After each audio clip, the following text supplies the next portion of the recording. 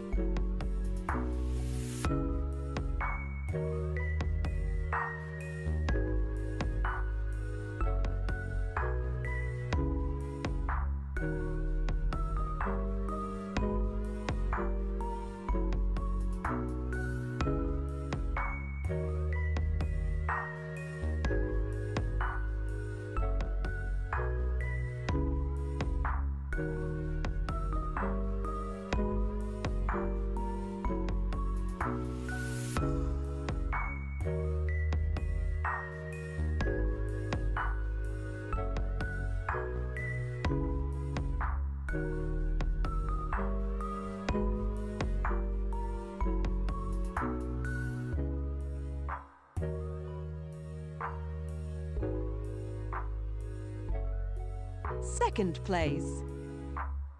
Sorry, I know I'm taking a minute. I kind of forgot I had food in the other room until about 3 minutes ago. So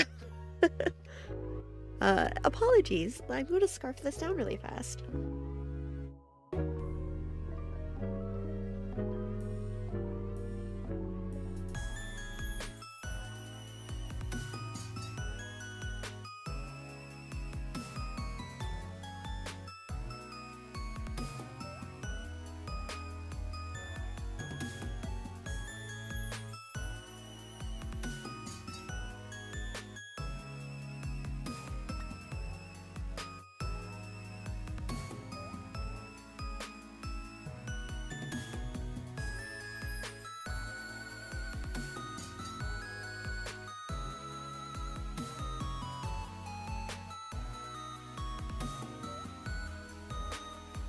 It's not that bad. It could have been worse. I wanted to go out 2 hours ago.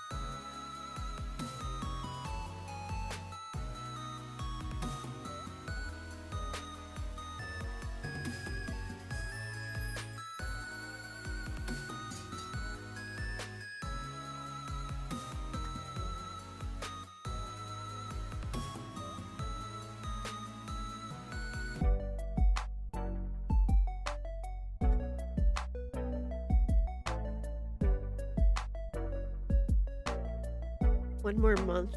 God, time isn't real. Okay, let me say hi, though. Hi, I see a Nari, and I see a Kia, and an Andre, and a Kadris. You were ready 2 hours ago. What, I said I might break a streak, so you're like, okay, I've got to prep for this, and I am proud. I'm very proud. Also, time isn't real. Time's fake, okay? Hi, hello. I am here. God, how's it April? Ready like good spaghetti? Ooh, spaghetti. I was gonna try to make some chili earlier and then I forgot. Either chili or like a potato hash. And then I forgot. Yeah, the hamburger's still in the fridge.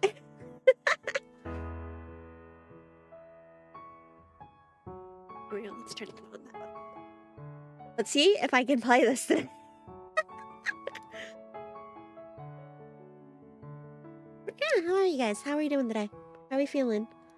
Who knows how to press flowers? Because I've got flowers that my niece, like, they're just little weeds, but I told her I'd look up how to press flowers, so.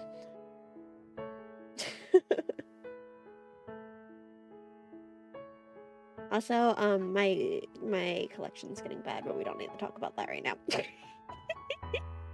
What are you guys up to? How are we feeling today? What are we, oh goodness, I haven't readjusted this model in it. How are you doing?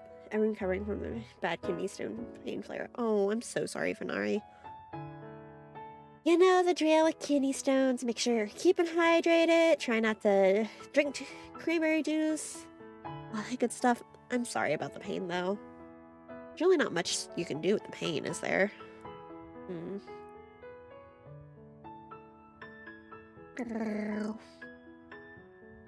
Make sure you're resting.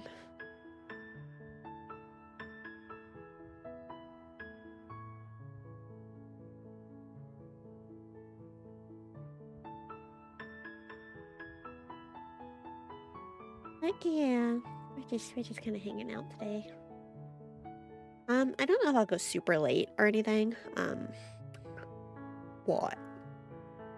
We got painkillers refilled, so there's that. Good, good, good. I'm glad you've got that going then. Okay, so we need to learn more about am I going to try to restart this and hopefully my niece is home, but she should be playing Genshin instead of on the Switch, so we'll see what happens. Okay, let's see. Did we want to start a fresh file? Because I know I'm not super far in. Or do we want to go ahead and just redo it? Let me make sure the options. Let's tweak a couple things. Yeah, 1 more second. I did so much last time. So much, you know.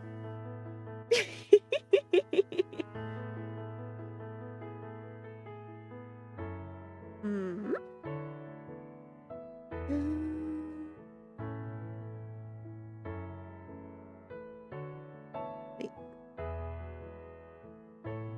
And then, yeah. Hopefully this is about where I had it all last time. I don't think I messed with too much last time, but...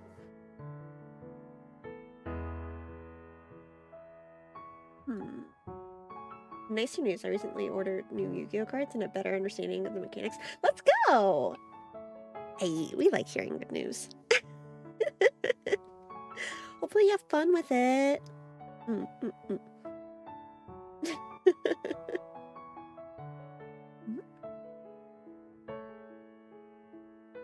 Let's see.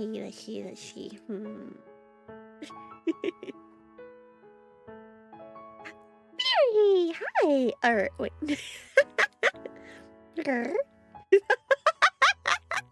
Hi, Theory. Hi. Oh, how are we doing today? I like feeling foxy today. Look, the game's about a fox girl. I had the option to do it. Like, what was I supposed to do? Not do it? There. Thank you for the head pat. It's been a minute since I've used this model, so I haven't readjusted everything. But we're not going to worry about that. Do you guys want me to switch back? I can switch to my normal model. I just thought this would be a fun way to start.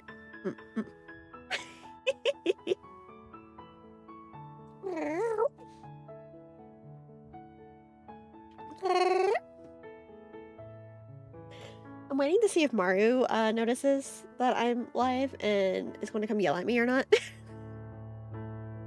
Fox Kitty can stay for a bit. Yay! Did some yard work. I'm here to 5. This is fine. Down a couple please. Okay, awesome. Hey, how's it go? Hi, man. Who are you? Hi. I'm Petra. See, Alex is taking a break today. I'm Petra. I'm distracted. But yeah, I hope the yard work wasn't too hard. Is it nice? Like, is your weather nice? My weather has been, it went from like 70s and 80s to, I think the high today was like 55. Like, the temperature went down. Look, if this is distracting, I've got something else I could, well, maybe I couldn't show you. I don't think it'd be Twitch appropriate.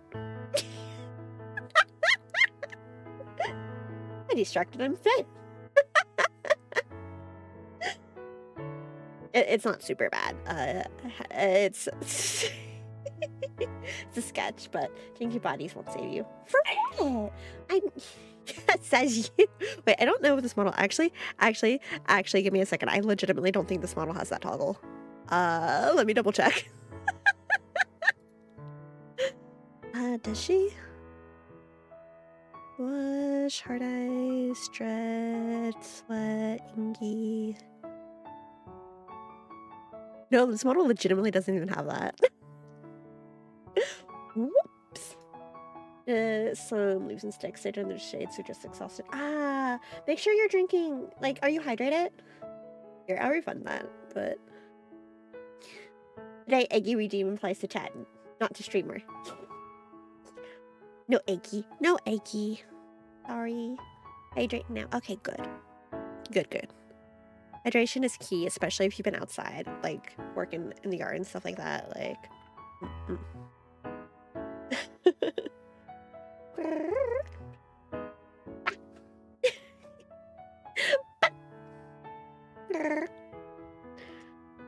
yeah, I need to get all the toggles reset. Wait.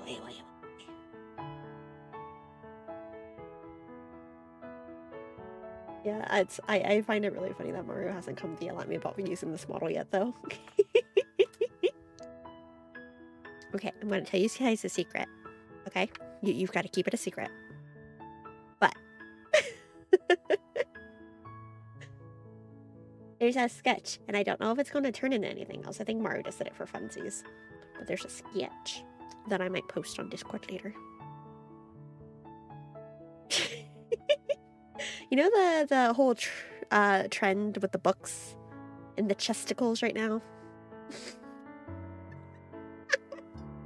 Anyway, let's go ahead and focus on more wholesome things, shall we? Oh, yeah, I might share it on Discord later, but I don't know. I think Mario was just doodling for fun, but they sent me the thing, and it's like,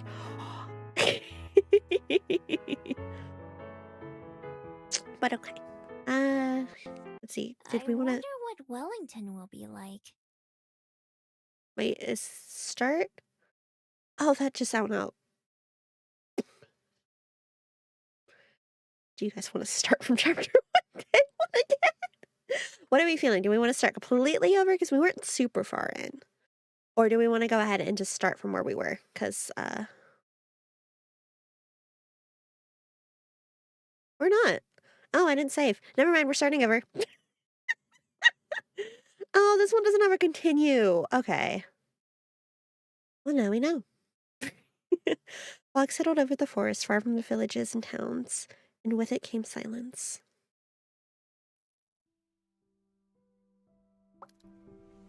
Birch trees shivered, pondering the weather, and dropped their leaves in fright.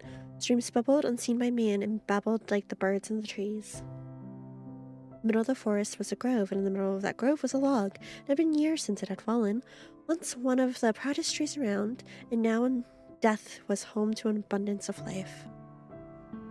A line of frantic ants ran to and fro. Mushrooms, cloud-like and pillowy, sprouted across one side, like a footpath for fairies. Nearby, an old toad flopped contently in the mud. Grrr. Do you hear your head pat? And inside the deep, damp hollow of the tree, something slept. A traveler strolled into the grove. Their steps were slow and tired, and they spotted the log with relief, like greeting an old friend. Weary from the day's travel, the traveler sat to take a rest. Whoosh! With a scrabbling of nails on rotten wood, a shadow bolted from inside the log to the tall grass nearby. The traveler watched the brush rustle as the faint patch of fur appeared within. Hello there, friend. I didn't mean to disturb you. They held their hand towards the grass, offering a piece of dried fish. At first, there was no reaction, and then first a snout appeared, quivering as it tested the air. Then followed the rest of the fox, sleek and tawny, as she took several slow steps forward. Her amber eyes were alight with mistrust, but also with wild, wild curiosity. The stranger sat unfazed, their offering still outstretched. They dared to meet the fox's eyes, and in that glance felt something kindred. As the fox closed her jaws around the gift, a bond was made. Maybe we aren't so different, you and I. The traveler returned the next day, and the day after that. Each day they brought some treat for their new friend. Each day, the fox's steps grew a little more trusting. One day, when the traveler arrived, the fox was sitting in the clearing, waiting patiently. Hello, my friend. Have you been waiting long? The fox peered up at the traveler. Her amber eyes were warm and trusting. She accepted her gift of meat, gnawing at it at the traveler's feet then and there. The traveler sat imprinting into their mind the feeling of the wood beneath them, the clean air around them, and the tender bond of companionship. Where is your home, little fox? Is it here in this grove? Or do you come to see me too? The pattern spirit only don't matter the same. Thank you.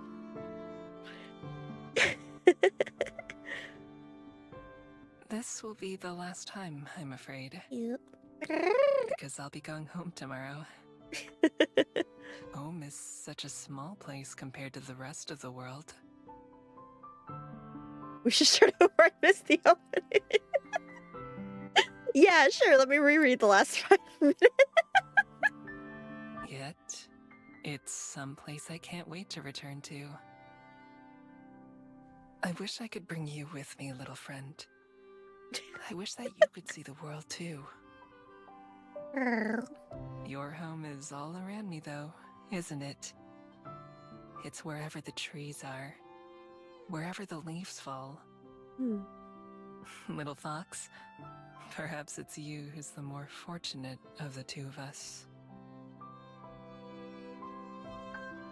All too soon, it was time for the traveler to go. As they bade goodbye to the forest and to the fox, they knew that they would not return, but that they would carry the memories with them always. The next day, the fox was sitting in the clearing, waiting patiently.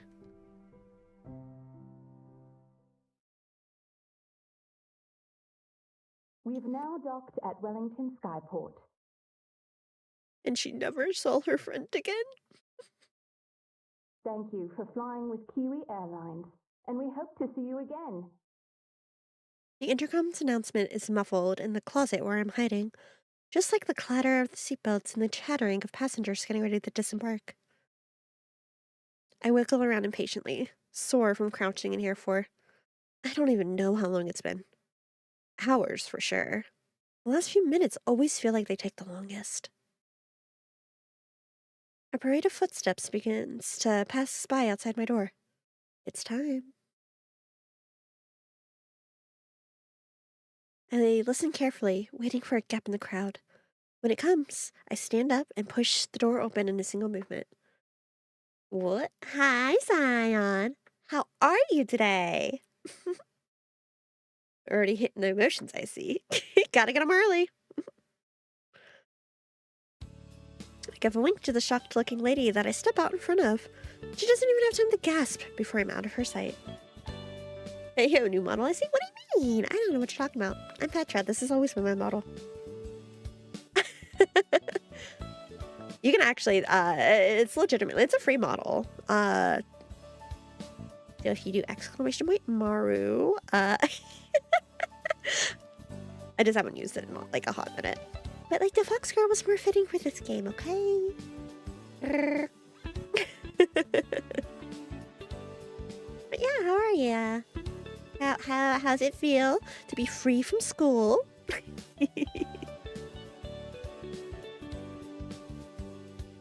Humans, they're always kind of slow. I nod at the smiling flight attendant as I pass by, and then throw up my hood to cover my face. It's been a while since I last flew, but it doesn't seem like things have changed much. It's always harder to sneak on than it is to sneak off.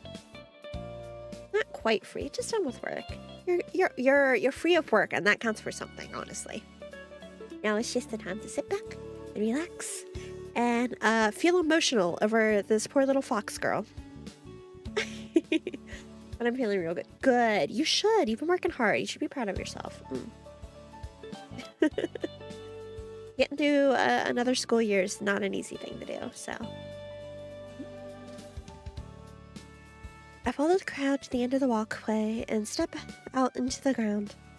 After a long stretch, I take a deep breath and savor the fresh air that's being stowed away after being stowed away for so long. Wellington Skyport, New Zealand. I made it! My breathless voice joins the pleasant hum of the skyport. A few clouds drift lazily overhead, almost within arm's reach. Sound of the waves rolling into the shore is like a lullaby. It makes me want to burrow in the sand and take a nap.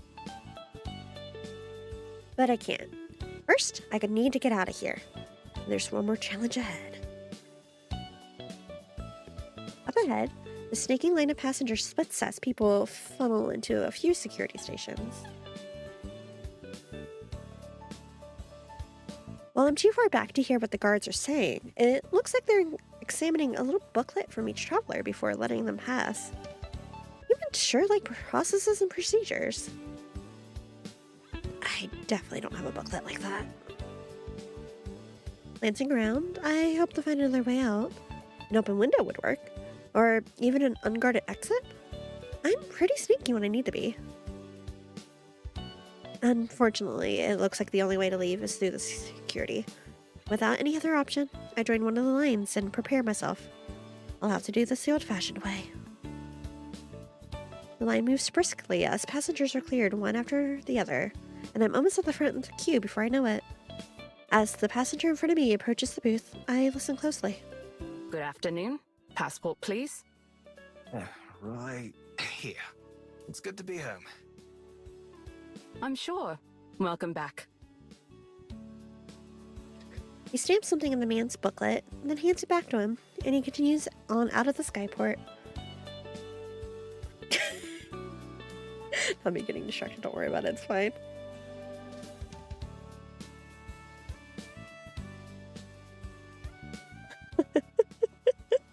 Okay, anyway. Next. That's me. I don't know what they do to people without any papers, but I don't want to find out. I'm sure it involves lots of questions, being escorted around, and other unpleasant stuff. Casually approaching the gate, I put on my brightest, friendliest smile while keeping a slight distance. With my breathing steady and tail calm, I'm sure I put on a convincing act. Passport, please. Of course. I fumble around in my pockets, pretending to look for my passport.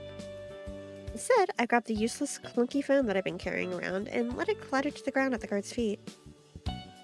As expected, he bends down to retrieve it for me, Oh, let me get that for you. and I make a run for it, bolting ahead and rushing past the security booths as quickly as I can. Hey, you wait! Stop! By the time they realize what's happened, I'm already a few seconds head start. My inhuman speed, combined with the natural chaos of the skyport, should buy me a bit of time. Still, I've got to get them off my tail.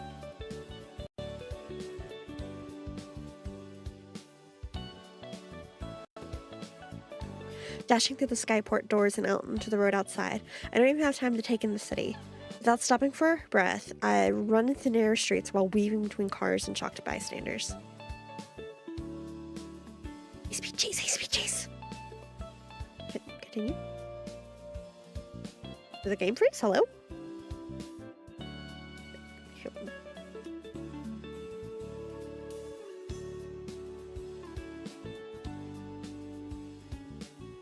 Continue? Thank you! Being seen by so many people like this is annoying, but it won't matter by tomorrow. Run, Foxgirl, run! Gotta get out of there! Putting the thought out of my mind, I fall over a low wall into a nearby alley and land in a crouch. Out of sight, but only for a moment. I close my eyes and relax all my muscles. All feeling disappears except for a slight warmth against my neck. My secret weapon. The unremarkable looking necklace is one of my only possessions, and by far the most important.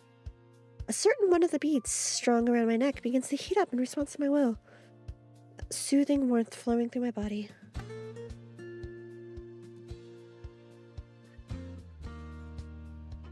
My hands and feet begin to morph. First, the fur chasing up my arms and legs as they shorten. The sensation was so bizarre that the first few times I tried it, it's amazing how it's become second nature by now. I'm mythic. You just waking up from a nap? Oh, whoa. Okay, so Operation Get Mario a New Tablet is a go.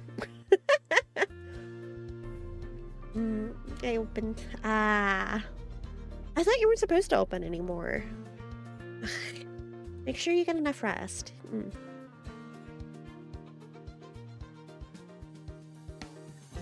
Yeah, Maru was looking for, apparently their iPad went missing and it was having issues before they misplaced it, and so they're like, oh, they didn't care about that.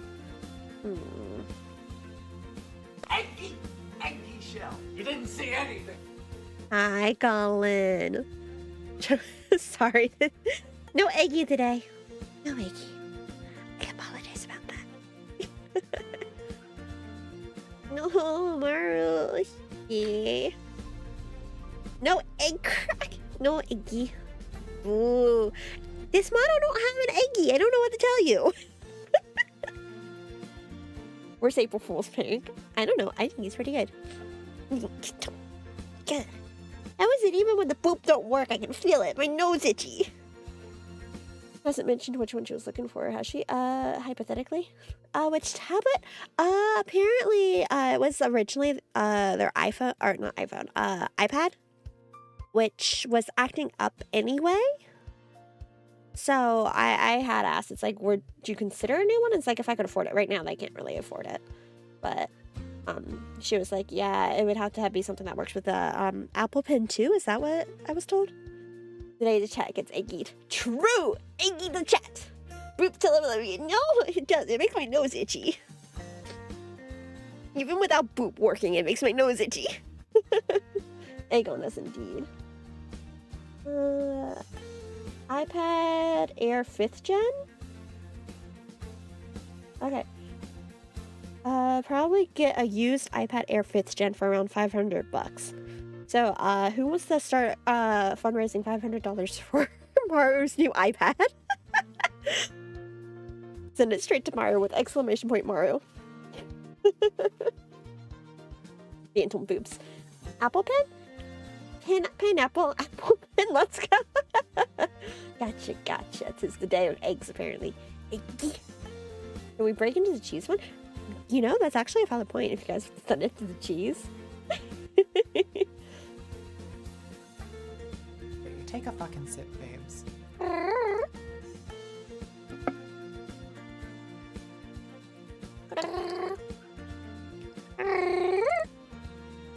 don't know what kind of... What does the fox say?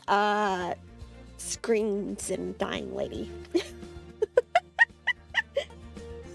We're not playing a horror game. I can't replicate a fox sound, sorry.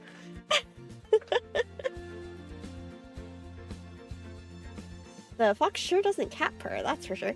How do you know? Huh?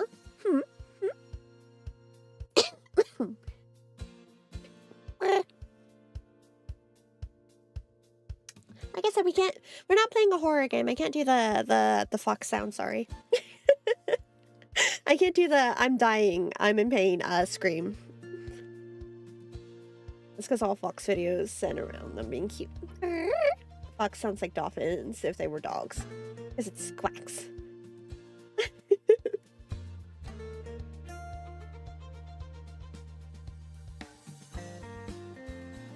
Yeah, apparently right now, when it comes to Maru's the one who made this model, and the model that you normally see, and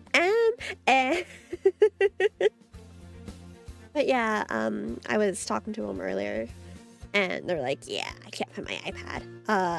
And apparently it was acting up anyway. I vaguely remember talking about it before, where it was acting up and such.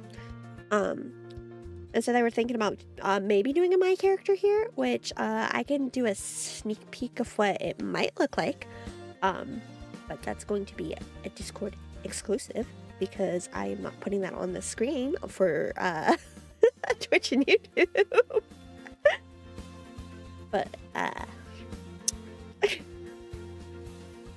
yeah, they were just like, I was just talking to her and it's like,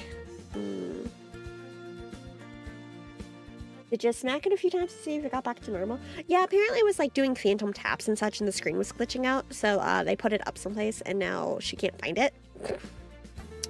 But the iPad is what a lot of the commission work gets done on. So while there's some of it is getting done on the computer, it's a lot slower because you know the mental blocks type of thing. It's one of those like mental block type of things. That I haven't been working on it too much, but clearly it's possessed. Oh dear. Yeah, so it's like if you guys want to help Maru, like I said, exclamation point Maru, and send it straight to her, because then we can help Maru out. Yeah. Because let's be honest, if Maru gets the iPad, then Maru can do more commissions, and if Maru does more commissions, then Maru's in a better place financially. If Maru does more commissions, we get the cozy model faster. And your the Chaska artwork, and I know there was a steampunk mentioned in there someplace, and like I said, if you guys want to see the sneak preview, I'll post it in Discord. I just can't post it on here because I don't wanna risk that. It's not like super spacey, but it's just spacey, you know. Forget the motto, we want that blah, blah, blah, blah. I'm just saying, if you need the faster they get an iPad. I want some Mario art. Yeah, Mario art. So if you go exclamation point Mario.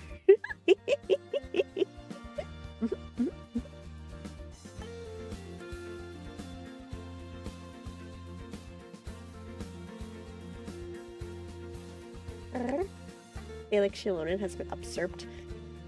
Look, we want the Salix would prefer the Shalona, let's be honest, but they paid for the Chaska, so like Chaska's what you should focus on.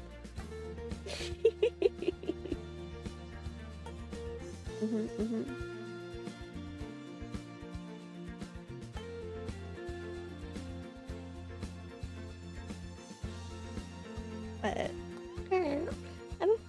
I'm feeling the need to be financially irresponsible. And what a good way to do it! Like, isn't this much more beneficial for everyone than, you know, the other ways that I know you've considered, like with the adventuring stuff?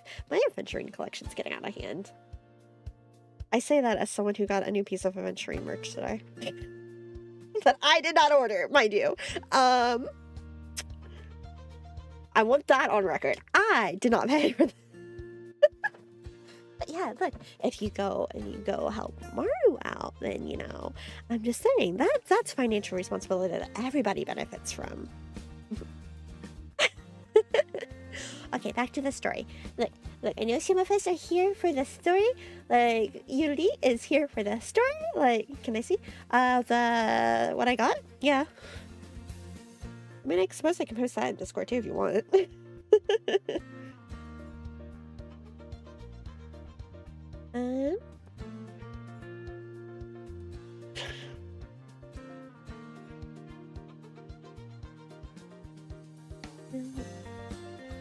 Hang on, give me 1 second.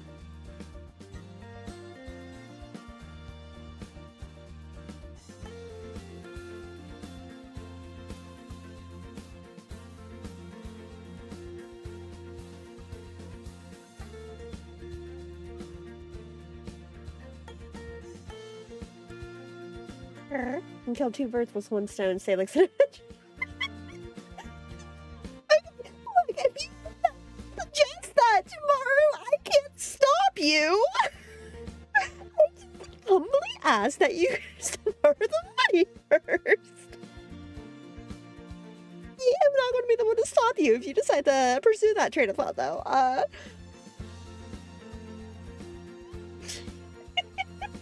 Oh my god. So, anyway, hang on, let me share the other one while we're here.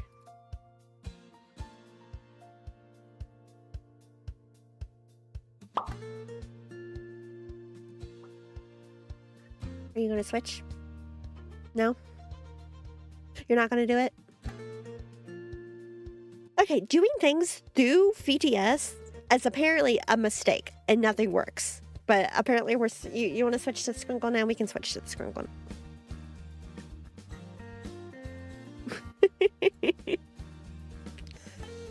We'll do this for a while.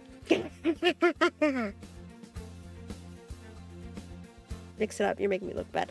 That one's honestly between Mix It Up and VTube Studio. I've never gotten that redeem to work properly. I need to know what Lumina does to make it work.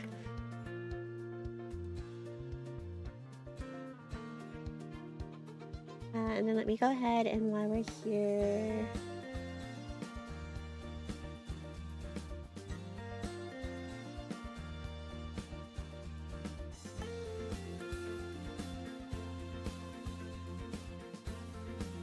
Here we go.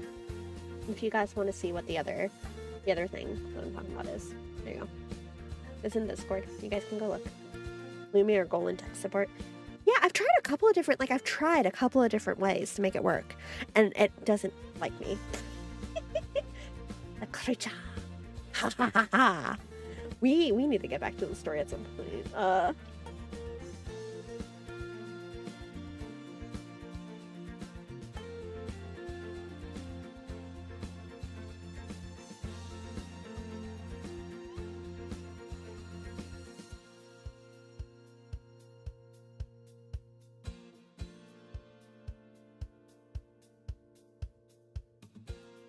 Yeah, now Maru's debating bad financial decisions, and I'm not encouraging that.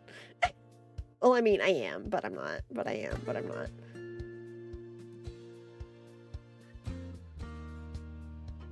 Okay, we're reading. That's what we're doing. Is Maru even open for comms? I knew they were taking a break to catch up.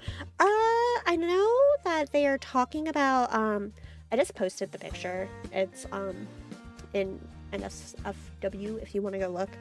They're thinking about, like, you know how that's a trend on Twitter right now with the books and the booba? So they're thinking about maybe doing a your character here for that. And I'm sure if you talk to Maru about comms, they're open for discussion with people that they know. Not Fijian, I'm not sure. Not currently. But if you talk to Maru about it, then I'm sure they'd be open to it. And I mean, especially if you guys want to help finance the iPad, like, before Maru goes around and orders it anyway, which is what I think she is in the process of talking herself into. I'm sorry to say to people who are just here for the story. Hi, hello, welcome. Let me continue, shall we?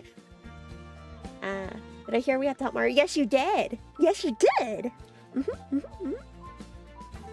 So if you go !Maru and go to that Ko-fi link, they are currently looking at possibly ordering a iPad that's going to cost them, it says around $500, so I'd probably make it $600 to be on the safe side.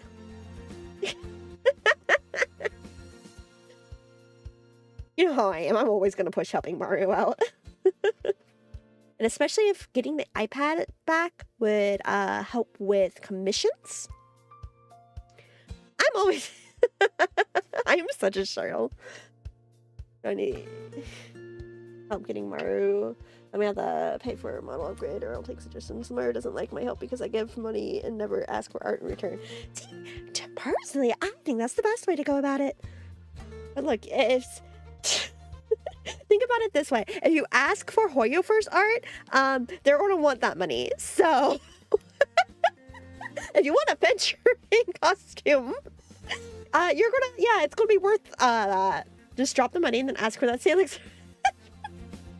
Wow. Have you been listening in, Q? Dang. So anyway, I mean, what? I was lurking reading chat. I lost track of how my promise art exchanged for Mario. He was always watching. Yeah, there's a queue. Oh, Like, there's a queue lined up, but I'm not. We're stuck on this model. Sorry. That's the joke. Mix It Up said no. See, that's one of the things where you go, "Hey Maru, I have a question," and then you can see what the answer is. But I know, I got a sneak peek at the Chaska. She was struggling with that design, which was really funny. I prefer just surprising Mario. Fair, honestly. But yeah, that was the conversation I was having earlier with them. I am a Mario show, and if it helps out, then. But yeah. Okay. So my hands and feet begin to morph first. The fur chasing up my arms and legs is distort and shorten. The sensation was so bizarre the first few times I tried it. It's amazing how it's become second nature by now. And water is wet. True. I'll just give a huge tip. Last question before you actually play the game. Yes.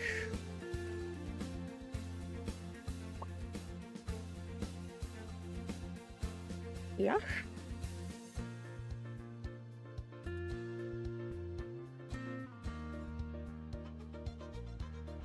Is 200 good for upgrade, you think? Depends on the upgrade.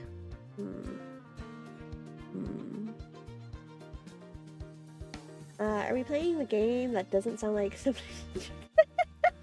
We are going to at least get past where we were before. Probably drop down on her soonish. That would be fair. Did Mario's iPad break? Yes, technically, kinda. So what it was the reason the scrap brought up is because Mario messaged me earlier, like, I missed my iPad. We were talking about it for a minute. Apparently last time our iPad had been kind of, the screen was kind of glitching, I guess, a bit. It didn't look like there was any, like, she was like, yeah, it doesn't look like there was any cracks or anything. But it was kind of doing like, where, you know how sometimes when the touchscreens decide they're just going to register funky? It was doing that. And then, she put it up someplace and cannot find it. One last thing. Do I request Salix and Inventory or Q and Xiao? Both? Yeah, Xiao, definitely Xiao. Yeah. Look, the Xiao would be great. Didn't Q just get married after all? Think of it as a wedding present.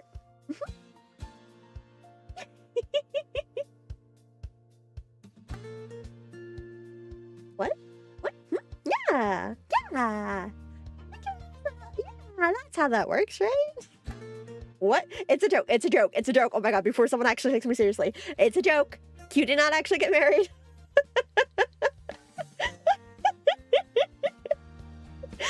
It's a joke.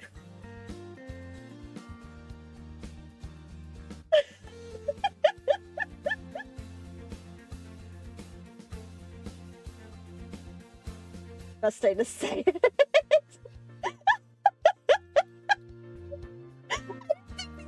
Okay, one, I didn't think people would take me seriously anyway. Two, just the one day I didn't think people would take me seriously.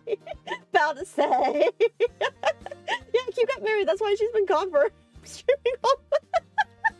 Yeah, the trip was definitely her honeymoon with Xiao.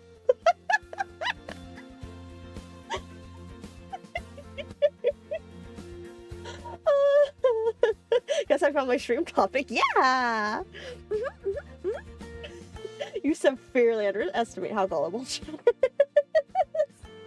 Oh, or at least me. No.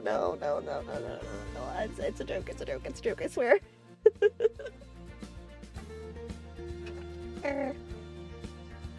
You can explain why we weren't invited. Yeah, cute. Explain why we weren't invited. Also, if you have any your character here ideas, send them my way so I can share them, because I just got that too. Like, any particular your character here art that you might want to see from Maru.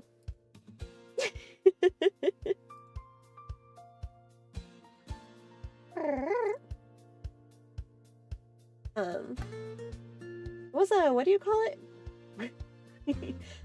Felix is married. No, that is not how you, that was not the takeaway. Albedo is married to his work, is the takeaway from that. Elopement, yeah. It was an elopement. They just went down to the courthouse, had like a couple of witnesses, and then went on a honeymoon.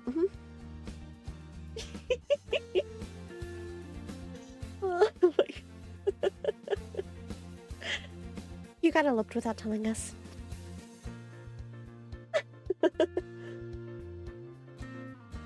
I was gonna sing a line, but then I don't wanna. I don't like what that line implies about Q.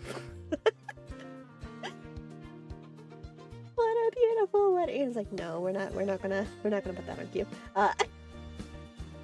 Time to skip. What do you think? It's not tragedies. It was a line from My Rights and Slow Not Tragedies, and it's like, what a shame the poor groom's bride is a whore, and I'm like, I'm not putting that on Q. Because it goes, what a beautiful wedding, what a beautiful, like, you know the line, like, come on. Standing amongst the waves, time to skip spring and prep for some true. You're a model for a vitamin which makes you his work this married. I did mental gymnastics for you already. Well, I don't get to look. I don't.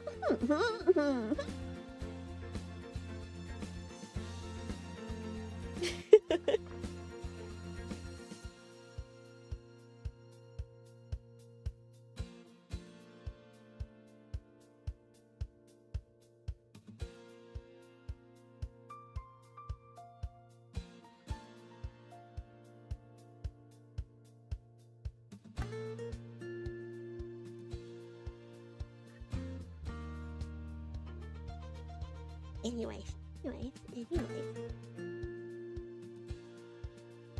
So the point is, you don't need to see that adventuring art that bad, right? Gotta.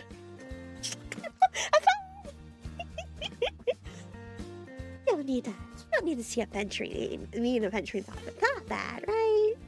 Right. Anyway, exclamation point Maru, and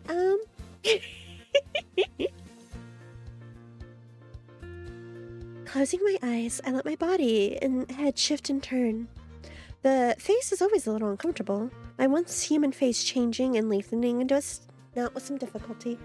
I'll talk about Salix's as well. What do you mean? No, that's not necessary. I don't know what you're talking about. Can I help you pick out dresses for the reception? Time for a wedding vows. I still think the one dress I sent was cute. Like, cute, I'm just saying. You could wear a really cute dress tonight. And it will be your reception party. That was the most I've laughed all April Fools. Good.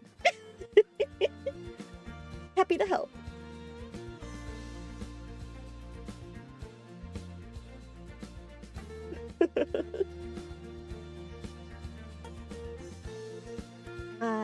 Do you really want so little notice for the party? Giggly. God, I love how just bouncy these are. These models are so much fun. What do you think of corset bodices made of sheer fabric? Cute.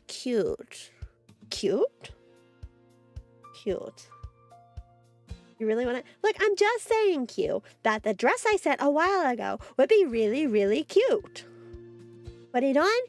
And like, if you need some help, I finally kind of figured out how to do it. So we can put it on, and then you just have the dress and your head, and it'll be adorable. You need to wear your hair down today. I've watched a lot of Say Yes to the Dress. I could cook. Ooh, eh? Jiggle.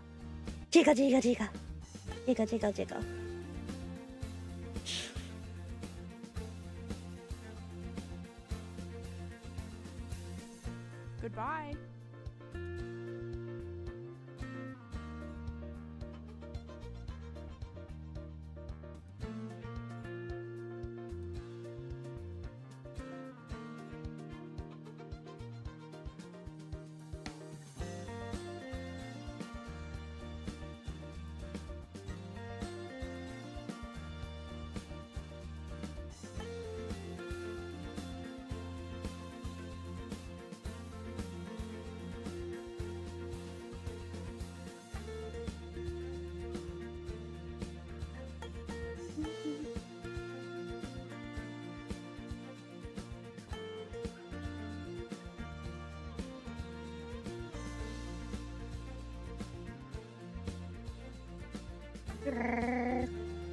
What did I just hear? Like, if you leave my hair down, leave down. Dress I heard your dress was cute. This is true. This is true. If you look at the dress that Kay just picked out, like it was cute. I just the only reason I was saying the one that I picked out was because it's a rigged one, so it'd be like the live 2D, so you can put it on the model, and it will move, which is why I think it's fun. But yes, leave your hair down. Hey, we're Max's mouse today. I love these models. You get the wedding that asks for 3 dresses. That is here. I can 3. I can barely recall. Here's the 1. I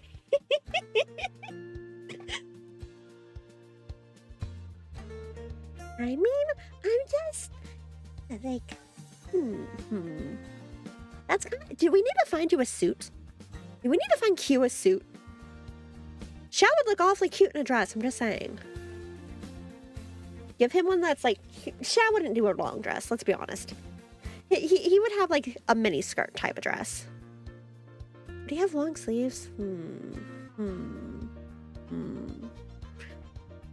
Q in a suit would be dapper. I'm gonna read a little bit more before the ad starts.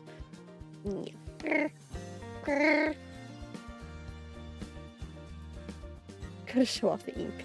True. Oh, you know what? Good point. Okay, hear me out. Strapless, but then he has like, you know, the sleeves that like kind of like what he's got where they're detached and they just attach lower on the arms. That way you can still see his upper arms and such. This is the conversation.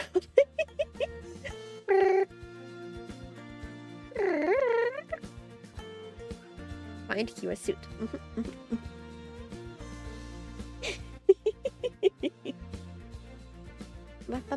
You're just hearing us playing Q's reception. Don't worry about it. Closing my eyes, I let my body and head shift and turn. The face is always a little uncomfortable. My once human face changing and lengthening into a snout with some difficulty. The process is complete after only a few seconds, but I open my eyes not as a human, but as a fox. Mandatory open bar. Does Q sound like an open bar type? Hey Q, are you an open bar type? I shall begin my hunt once I come from work. Woo! No. Yeah, I didn't think you were. Like, I could be coerced into it, but I would have a milk tea bar. Oh, that would be cute! Actually, no, I love that. Like, when you have, like, unique things like that, that is so cute! Good, cool, shorter dress, yes, my favorite. Milk tea bar, that's so cute!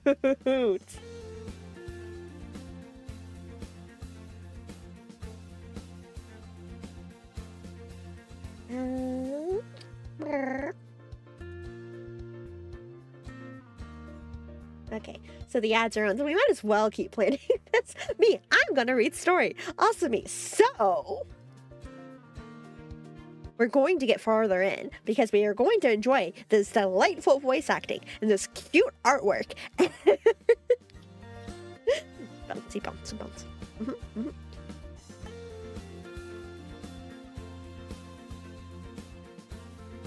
Let's see. In the meantime, we can definitely keep playing. You mean you're going to pull up a dock and start playing? Do we need to switch the topics of the stream? We can pull up do you guys want to open a Google Doc and start, You're almost there, Mythic. Never mind, I don't want to tell you. Because if I tell you, then you're going to start using it more. I mean, what? I forgot the command.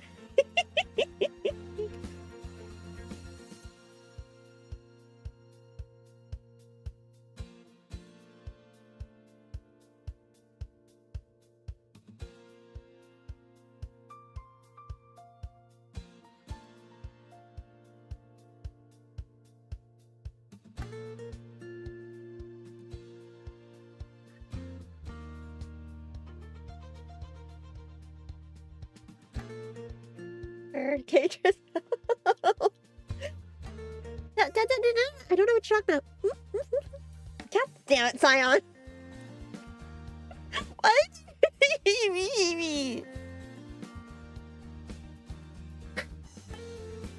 Okay, chat.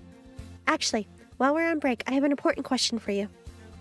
Would you still love me if I weren't the worm?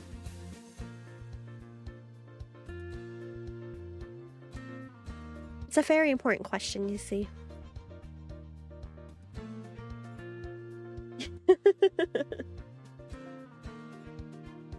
Yes? Yay! Sure.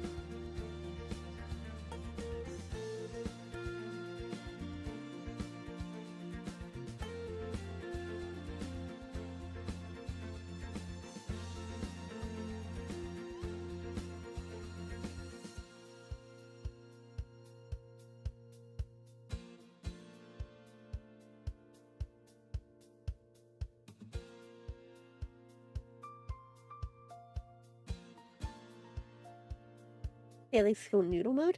Furry worm. Look, okay. When you do a lot of fur, it's really hard to just do straight. Going noodle mode. Turtle worm. I don't want to eat the worm. I don't think the worm would be very yummy. I'm just I wouldn't recommend that. I don't know, the worm looks furry, like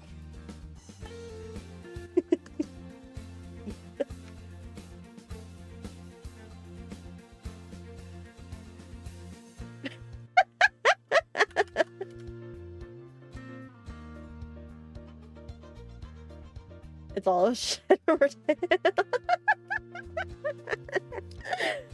there. Next to the worm body. No, it is her tail. Wow, you're making me adjust my tail now?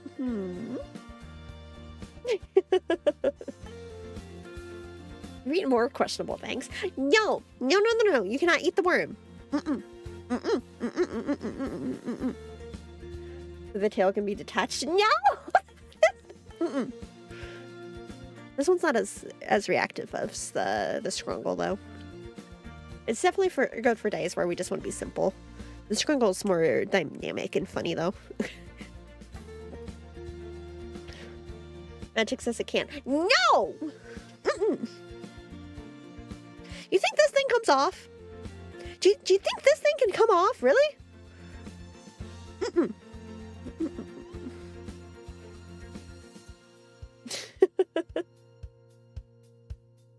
Simple and silly. I respect it.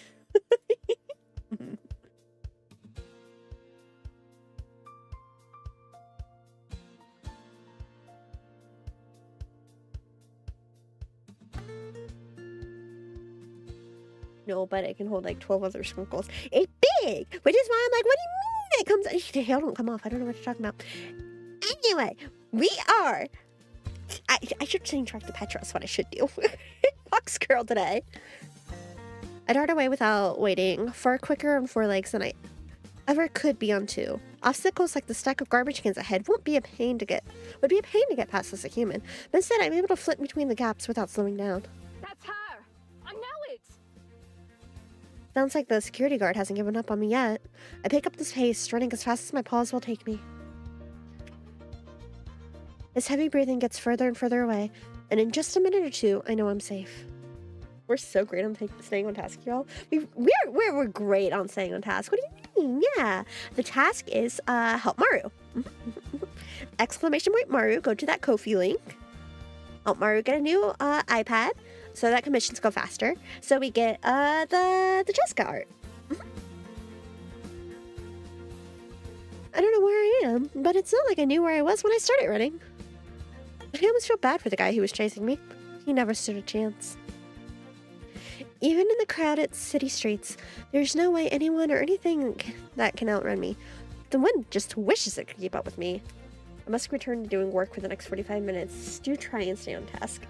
Okay, so you want me to stay on task until you get off so that you can distract me. Is that? No, go do what you need to do. Yee yee. Hopefully work doesn't wear you out too much.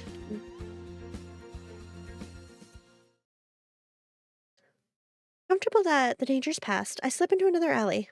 Once I'm sure I'm alone, I close my eyes and concentrate on the form I want to take once more. That familiar flowing warmth runs through me again, my body stretching and deforming at my command. A few seconds later, and I open my eyes to glance at my hands. Better luck next time. I want my drawing tablet, also very comfy undercovers. Okay, but consider art.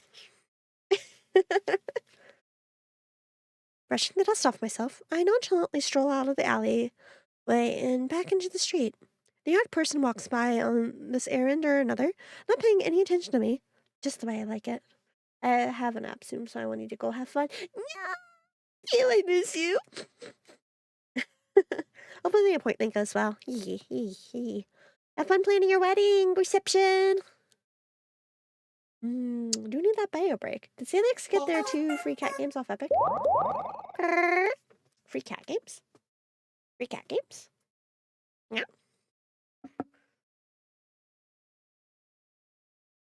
Free cat games? I don't know why you're glaring at me. I'm just saying that if you put on the dress, you look cute. Let's plan to hang out against you. Yes! You're back soon, cute. I miss you.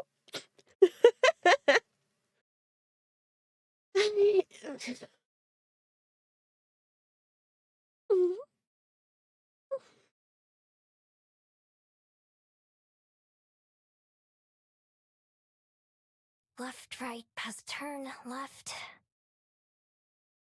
Cat Quest and Neko Ghost Jump. I go check out Epic. Wait, do I have Epic installed? I think I had it installed at one point in time. I don't know if I have it installed right now, actually. Do I need to reinstall Epic? Okay, so, side quest unlocked. Reinstall Epic to...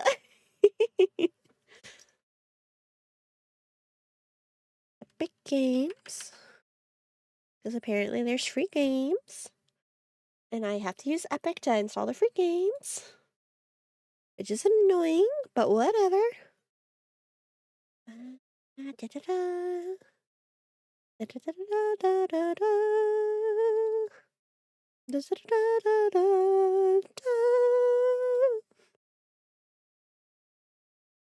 Well, it does that, let me continue playing. Mapping out my path in my head, I look for a way to the main roads. It'll be easier to get my bearings there. I pick turns at random, without any real destination in mind. When I decided to make the journey to Wellington, it was pretty impulsive. I'd overheard another pair of travelers talking about it and how beautiful the city was. With a moment now to take in the scenery, I can see they weren't wrong.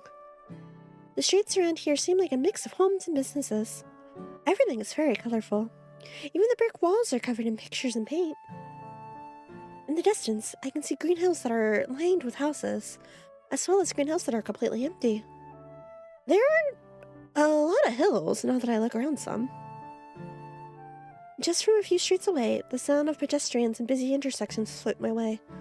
I head in its direction, taking shortcuts through yards and driveways when it's convenient.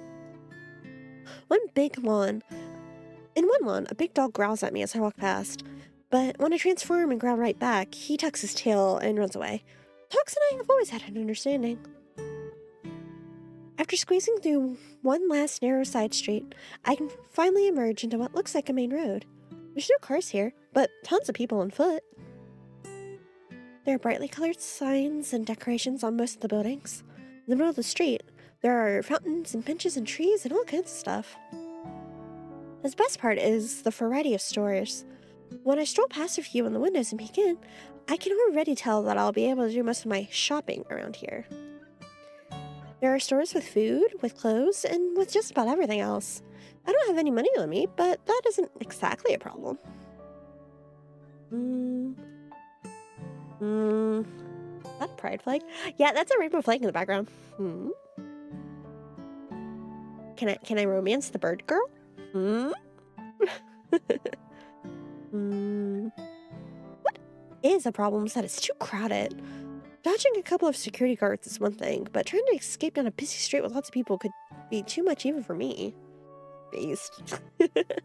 I'll just have to remember where this place is and make sure to visit later, after all the shops are closed. Then a man in a bright coat hurries past me, talking loudly on his phone in a language I don't understand. Time for crimes! He's so distracted that he doesn't even notice when his wallet falls out of his pocket and onto the sidewalk. I notice, of course. Seeing an opportunity, I step over and snatch it up. Prying open the black leather pockets, I find... Score. a couple of bills in what I figure is the local currency. I slide the money out into the pocket of my jacket. Score!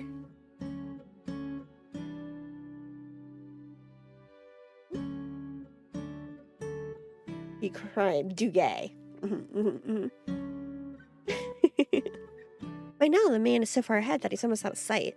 I have to hurry to catch up to him to even give him back his wallet, and he barely even says thank you. I should have just kept the whole thing. It's only fair that I get a little something for myself, since it's not like he would have ever gotten it back without me.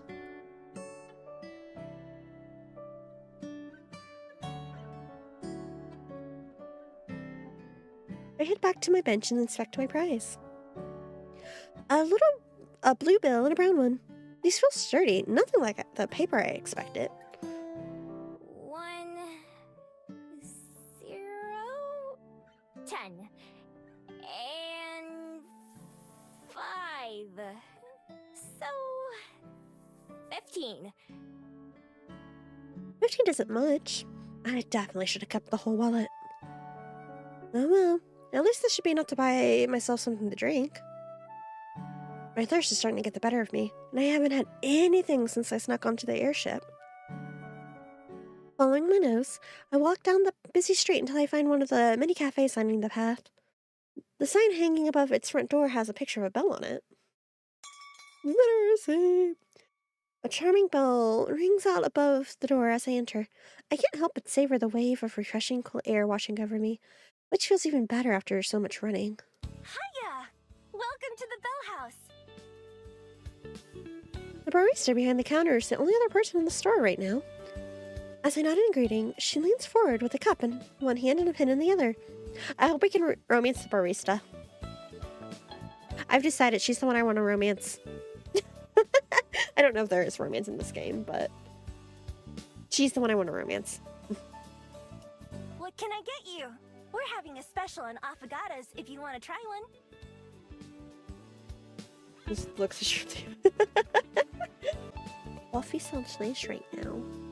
I'm not sure what an affogato is. Is that a vegetable? Not wanting to commit to the strange-sounding drink, I look at the menu instead. Unfortunately, it's full of handwritten, spindly letters. Can't read a single word. There's no helpful pictures. Safe option it is. I'll just have a vanilla latte. Ugh, boring.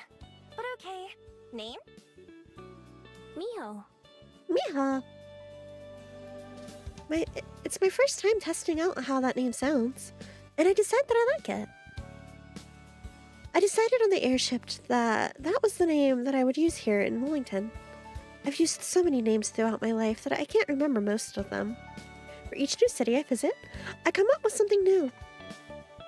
Boxes don't have any use for names, so nobody ever gave me one. She scribbles something onto the cup with a black marker.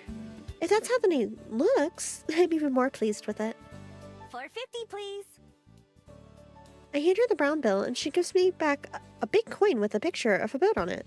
All right. I'll have this ready for you in no time. She sure seems enthusiastic. I nod as she spins around and starts working. Looking about somewhere to sit, I decide on a seat by the window with the sun pouring in. Near the entrance of the cafe, there's a wire rack with a stack of maps and tourist pamphlets, so I grab one of the maps before taking my seat. This cafe is big and bright, with plants everywhere. They're on the walls, the floor, and on the ceiling. Most of them are real and vibrant, obviously well cared for. Even the lights that hang down from the ceiling have glass ornaments with little shrubs on them. It seems like I made a good choice coming here. Any place with a bit of nature in it is more comfortable to me than places without.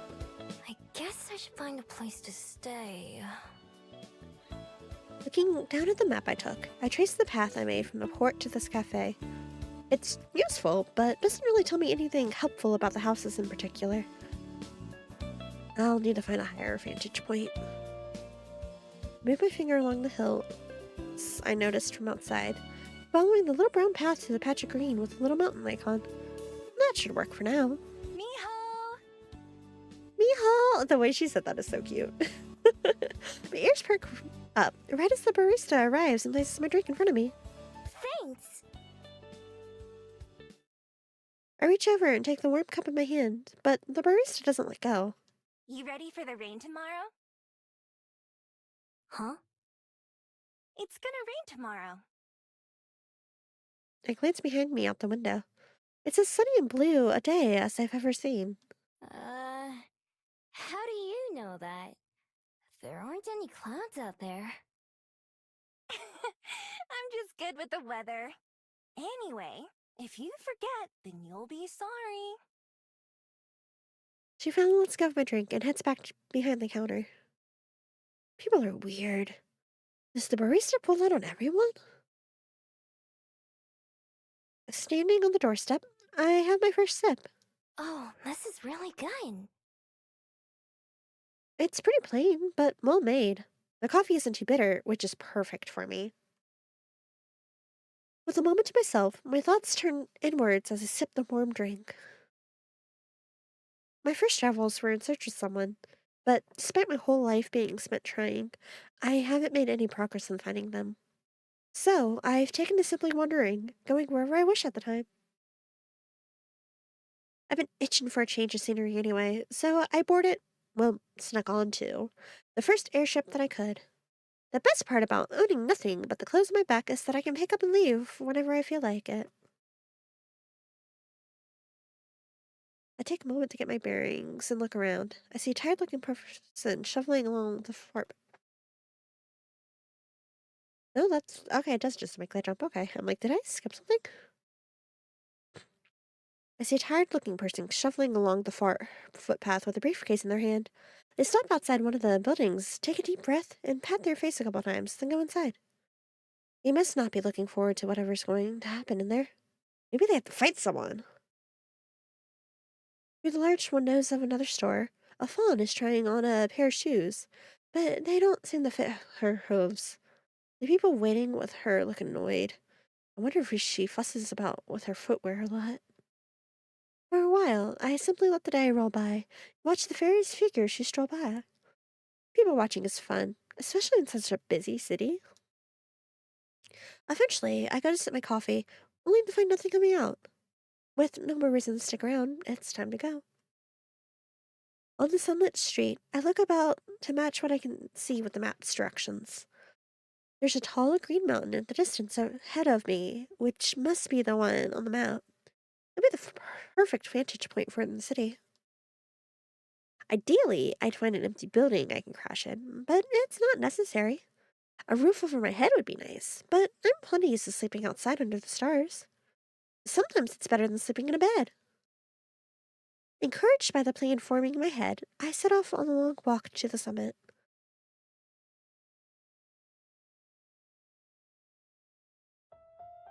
The path through the mountains turns out to be less simple than the map made it look. First, the trail takes me along the waterfront, then it turns upward through a small forested area. Being among the trees and their tall shadows makes me feel at home. When the path leaves the woods, I'm a little disappointed. It leads up a paved road, so I stick to the edges to avoid passing cars. Sometimes I take shortcuts through yards or up unmarked paths. There are quite a few nice-looking homes right along the roadside. I make a mental note to check on them when I'm low on money or food. Not much further along, a concrete lookout offers another glimpse of the city below. A couple airships are coming in to dock at the skyport, probably from one of the floating islands. There's still a ways to go to the top of the mountain, but luckily the walk has been easy so far. I wouldn't even consider it a hike. Eventually, I reach the final stretch of road. I can see where it curves ahead to the summit, and I hurry to the end. A metal railing spreads out like a crown on top of this mountain. As I go to toss my empty cup away, a pair of chatting tourists pass by me. How far is it from here? Oh, about an hour from the base of Mount Victoria, so a bit further from here. Mount Victoria. I'm glad to know what this place is called. I say the name out loud to help commit it to memory. Sitting at the edge, I'm treated to a wonderful view of Wellington. The city forms a crescent moon shape around the bay, which glitters like a sapphire from here.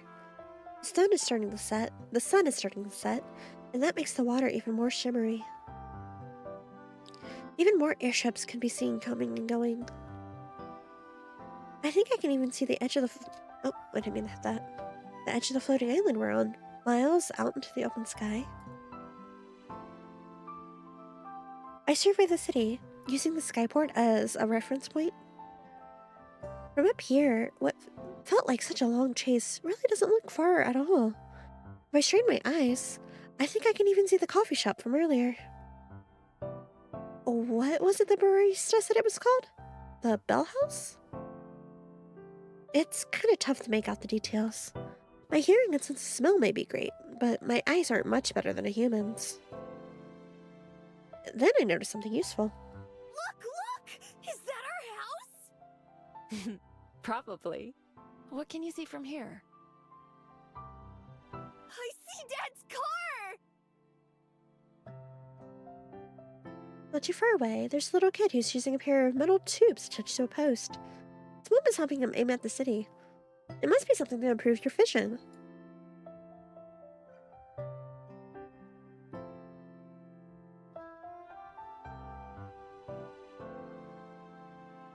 The moment the kid and his mom leave, I hurry over before someone else can get to them first. When I press my eyes to the same spot the child did, though, all I can see is black. I try moving it around, but it doesn't change.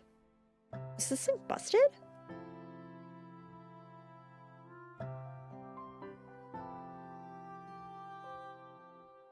Some text printed on the side. I have no idea what it says. There's a slot, though, with a picture of a coin next to it. Lucky for me, it's a coin that has 50 on it. I put the coin that I received from the barista into the slot and spin the lever.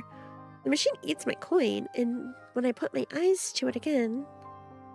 Yes! Everything looks much closer now. Even the trees on the other side of the hill appear in crystal clear detail, like I'm sitting right next to them. I aim the viewing glasses at the city and look around, trying to find a good place to rest for the night. Houses are a no-go. Even if they look empty or abandoned, you can never let your guard down for a minute. Same with most shops. I don't have enough money for a hotel, and I won't risk sneaking into one of those either. As I'm studying the sights, trying to memorize as much as I can, there's a clicking sound and once again the view goes black. Stupid machine. I smack it a couple of times and check again, but I still can't see anything. Well, whatever. Looks like I'm sleeping outside tonight. Guess this place is as good as any. I head back down the trail a bit and veer off into the underbush.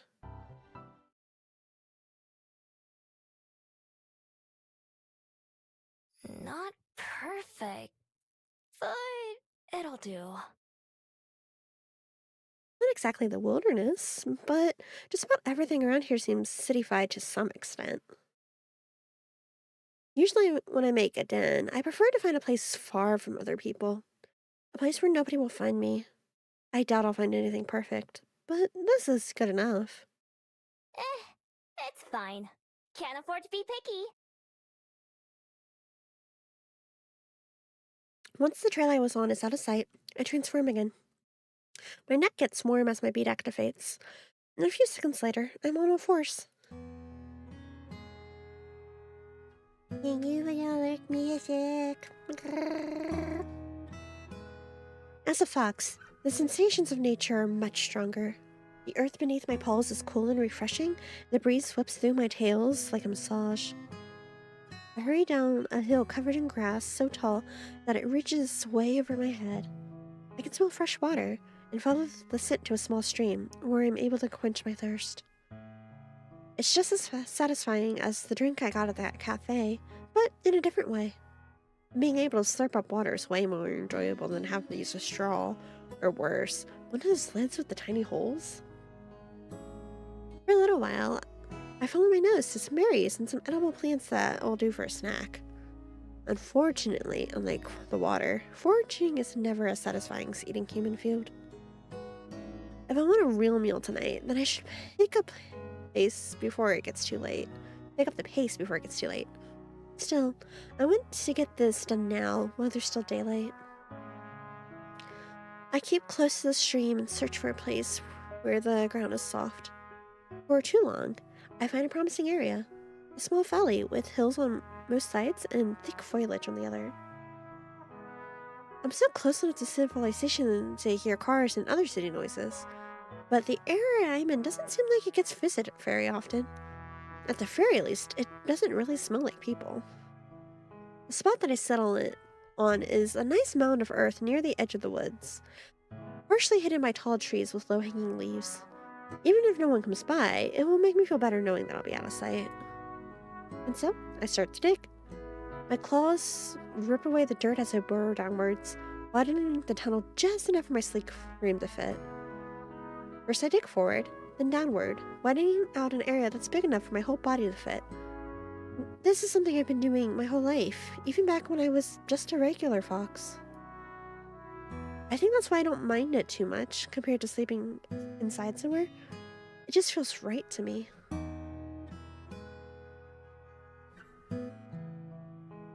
It takes a little while, and by the time I'm finally finished, the first few stars have started to peek out from the sky. I shake myself clean of dirt that sticks to my coat, and then transform back to my human form. Spread this here, a couple of branches here, some leaves there. I walk around the valley a bit, checking from different angles. Not bad for just an afternoon's work. If you aren't looking for it, I don't think you'd ever notice anything out of place. All that digging has made me work up an appetite, and not the kind that I'll be satisfied with just a few berries. Ugh, I'm so hungry. I haven't had a real meal since yesterday. My stomach rumbles painfully. I've been so busy since arriving here in Rollington that I kind of forgot just how hungry I was. I'll grab some human food back in town. Casting one last glance at my afternoon's work, I set off towards the city. Work never ends. Time to get some food!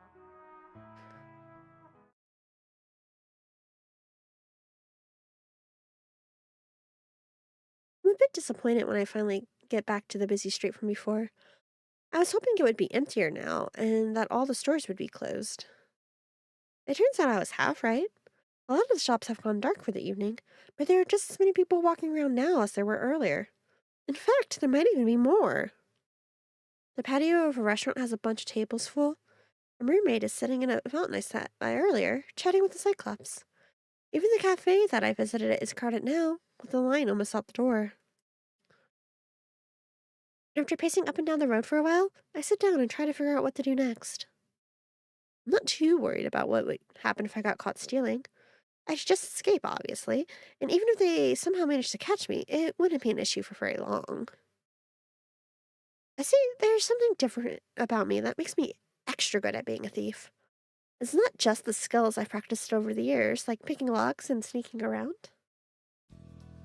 No, it's a bit more special than that. Without fail, every single person I meet forgets about me by the next day. I don't know why, but I don't really care either. It's magic. That's all I know about it. Really useful magic. That sounds so lonely, though. Everywhere I go, no matter how careless I am, all my problems are solved by the next day. That doesn't mean there's no danger. I've been caught in the act before, and beaten or harassed before I can manage to get away. I've even lost a few prizes that I stole fair and square because I had to get going in a hurry. But if someone sees me but isn't able to stop me, I know I'll be home free. Sure, they might remember having something stolen, but they'll never know who did it. It almost makes things too easy. Right now, it would be smarter to just come back even later in the dead of night and hope that there are no people around. I'd be able to take my time browsing without having to worry about making a quick escape. Where's the fun in that, though? I walk casually up and down the street, glancing in the windows without being too obvious about it. Some stores still have customers inside. Others have locked their doors shut and shut off the lights.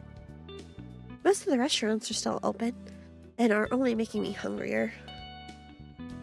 Stealing from restaurants is a bit much even for me, though. I've tried it before, but the cluttered kitchens, as well as all the tables and chairs, make it hard to get around. Plus, I've learned the hard way that there are plenty of sharp or hot things for angry cooks to throw at you as you try to make your way out. Instead, packaged and pre-made foods are my best friends. Things I can grab multiples of at once and stuff into my pockets. If I'm really lucky, I'll find a place with refrigerated sandwiches or salads. Or, sometimes, perfectly good hot food that gets thrown out. You wouldn't believe the kind of stuff that's available if you don't mind sifting through the trash a little bit. It's not ideal, of course, but a hot meal is a hot meal. I know plenty of foxes who have eaten much worse. Target spotted. It's perfect. A small convenience store, snacks lined up behind the front window. Even better, the shops on either side of it are closed too, so there's not many other people in the area. Locked, huh? Not surprising. I head down a nearby alley and find the back door, which is probably where they bring in the new products. The alleyway is dark to begin with. My dark clothes help me hide even better. I glance around the alley, glad, like always, for my excellent night vision. Nobody's watching. Nobody's even around. I pull up my hood over my ears and tuck my tail between my legs, leaning against the sturdy door. To anyone not looking closely, I'm sure I appear as nothing more than a shadow.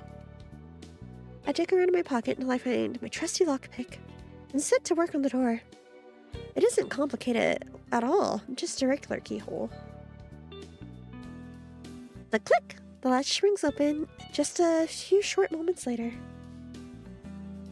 Bingo. Huh?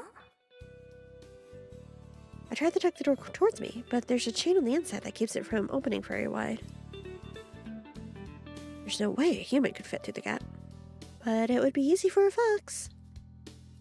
First, I slink away a bit, idling on the nearby street just like a regular pedestrian.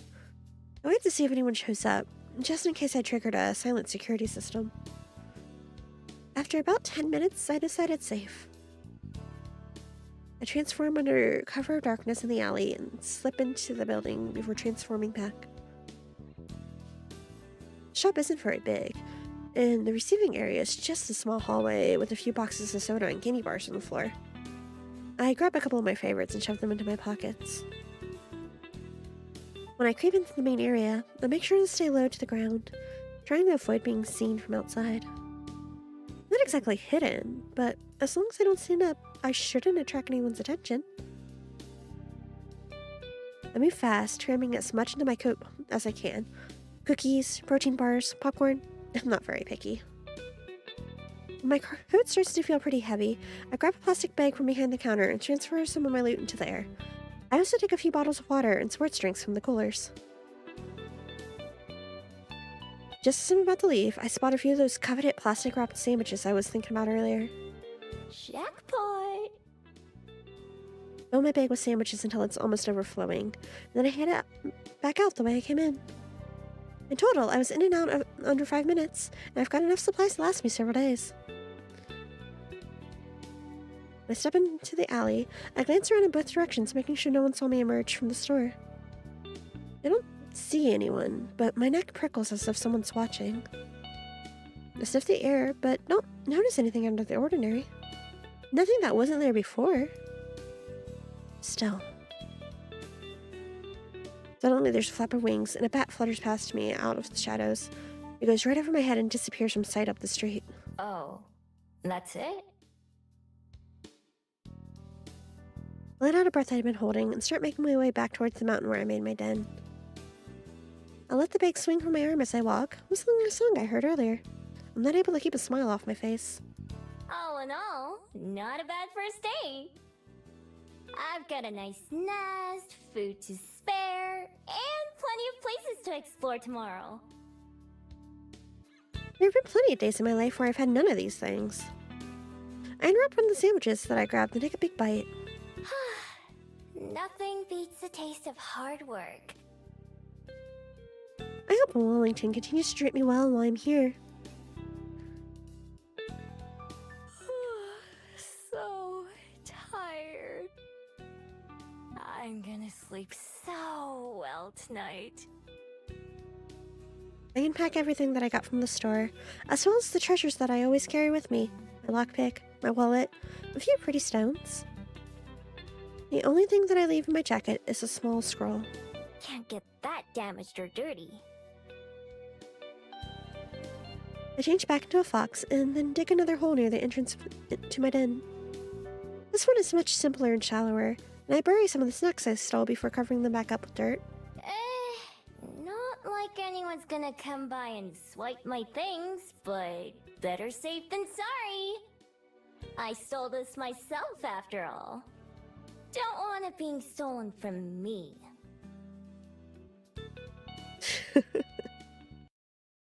Stuff like my pin and my favorite rock go into the burrow with me, since I like having them close by. Once I've got everything where it belongs, I climb into the hole myself, turning a few circles before settling down with my tail wrapped around me. From here, I have a perfect view of the stars. I look up at the clear night sky through the mouth of the tunnel. I feel bad for all the people way down in the underworld. Can they even see the stars from there? I've never been to the underworld, so I have no idea. I can't imagine falling asleep without them. Comfortable and safe, I close my eyes and quickly slip off into dreamland. I awake to trouble, or at least a threat. I'm sure it's only morning as I peer out the burrow's entrance, but the sky is already dark and foreboding. My attention moves from the ominous rain clouds above to the trees outside my den, the branches shaking with the strong breeze. I can't believe that girl from the cafe was right. Climb up the tunnel and out into the open, sniffing the air. It just tells me what I already know. The storm is coming, and fast. But also, another scent plays on my nose. So faint that I almost brush it off before taking another smell. Surely I'm wrong. There's no way that... Lowering my snout to the ground, I investigate the area, and decide I'm right. I change into my human form and look around. Someone's been here. Yes, someone's definitely been here, but the scent isn't a human's. It's vaguely familiar, but at the same time, not like anything I recognize. And it definitely wasn't here when I went to sleep. They must have come here in the night and stopped right outside my den. Were they watching me sleep? Oh, crap! As a fox, I dive back into my hole to make sure everything is still there. My heart pounds in my chest, but nothing appears to be missing. I also checked the spot where I buried my stash from last night, but that hasn't been disturbed either. I breathe a sigh of relief. If any of my stuff has been stolen, I'd been so mad. That still doesn't answer the question of what they want, and that's even more concerning. I'm a pretty light sleeper, and usually the slightest sound or motion will wake me up. If someone was able to sneak up on me, even I have to be impressed. Impressed, and a little bit worried.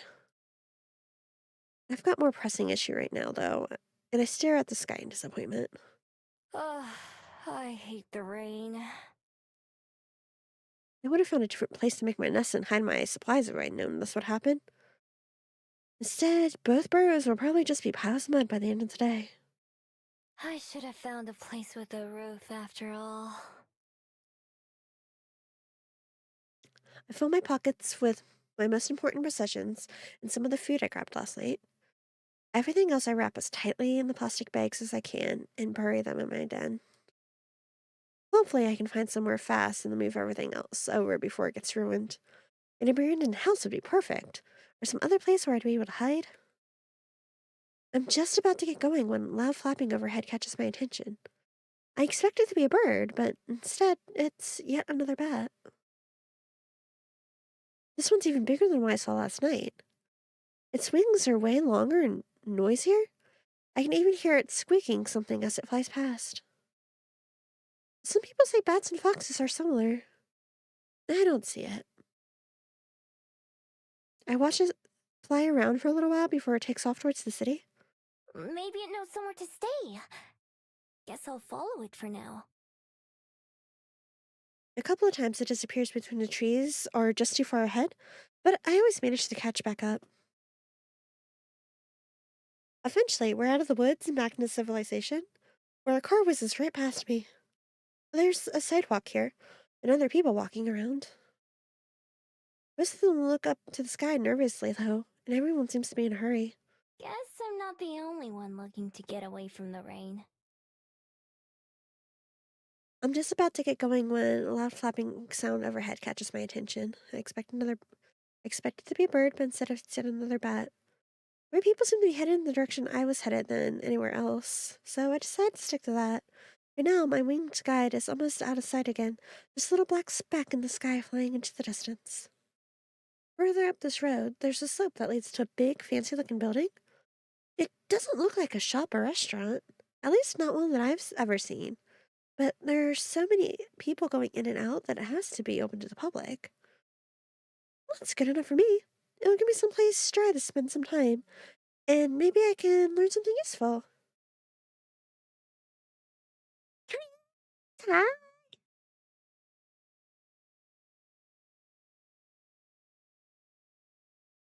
And what is with your voice today? Hi, how are you doing? Yeah, we keep switching the models out. How are you? We're pretty good. Good. Good to see you. Make sure you're getting enough rest. I'm just being a little prankster for today. Yeah, I don't know what his voice is today. He's messing with us.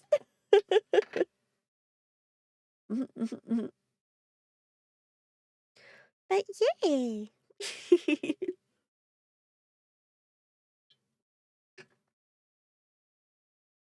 Ah.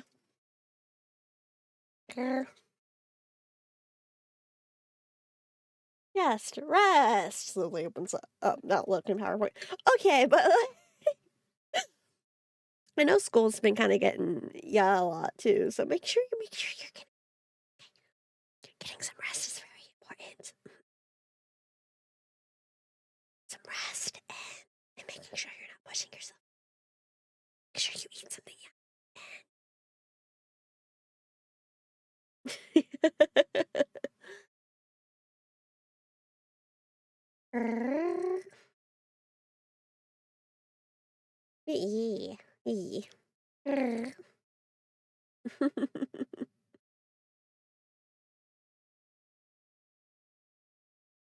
How can I say no to the whispers I hear in my head? Exactly. Sometimes the voices in your head tell you good things. Like this one's telling you to make sure that you don't push yourself too hard. You have to remember to take care of yourself, you know? Self-care is very important, and that includes making sure you're eating, staying hydrated, and make sure you're taking breaks as you look at that screen, you know? Every so often, just look away and, give your eyes a break. You can study until you're blue in the face, but you're not going to absorb as much as you would if you made sure to take your breaks.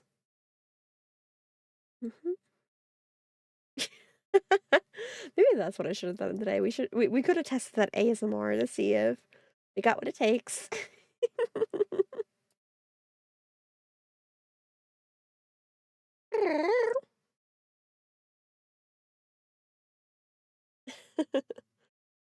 Cat smart.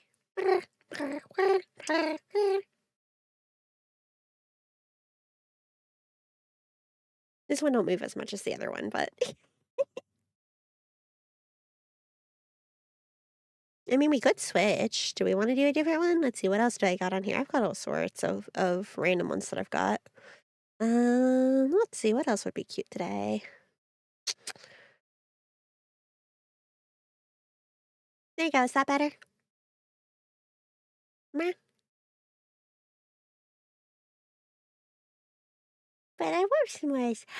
S'mores are so good, aren't they? Well, then you definitely know my birthday, huh? Yeah.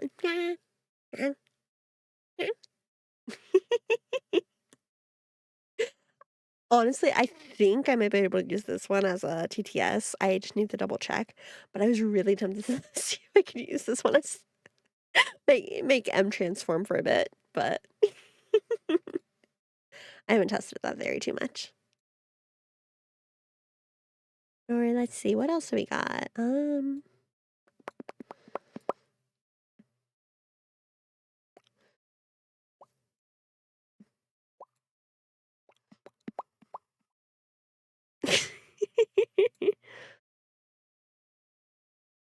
But yeah. See, if you like s'mores, though, that means you have no excuse not to remember my birthday. I'm just saying. If you like s'mores, you better remember my birthday.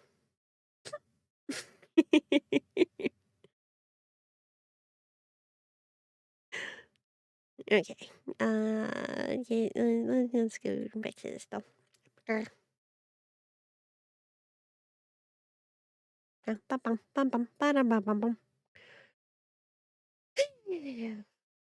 Yeah, why? Yeah, you better. Why not tell everyone who doesn't know what Salix? Yeah. It's Thursday. Silly. I totally remember. Yeah, see, no, I know you know Cruz. Of course you do. I would never doubt you for a second. But yeah, it's S'mores Day. Now let's see if you remember when S'mores Day is. Because that's important.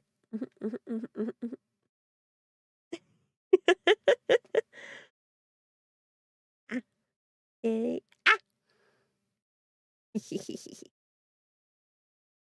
August.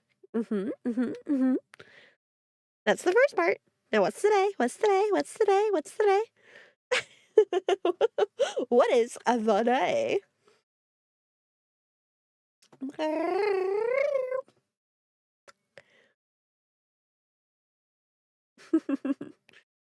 Plus, places like this usually have plenty of valuables inside. If I'm lucky, I might even be able to find something fun by next few days. A Tuesday. Is it a Tuesday this year? Wait.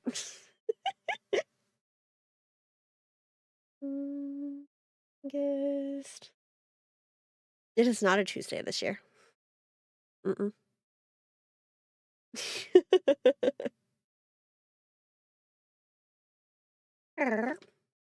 Try again.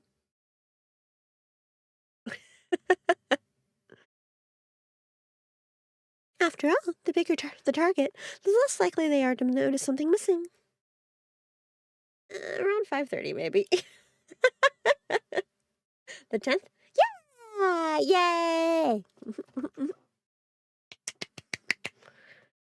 And for those who not in the know, August 10th is National S'mores Day. I legit didn't know. Wow. Hurt my feelings, why don't you? It is. August 10th. Yep. Yeah, knew that from the start. Yeah, of course you did. I have total faith in you.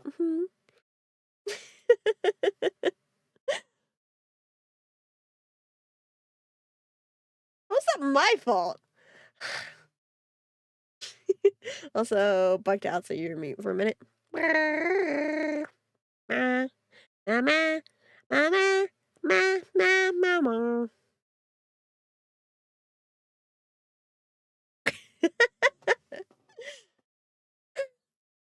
Well, now you know, and you can't forget, okay? You're not allowed. It's against the law. You have to remember.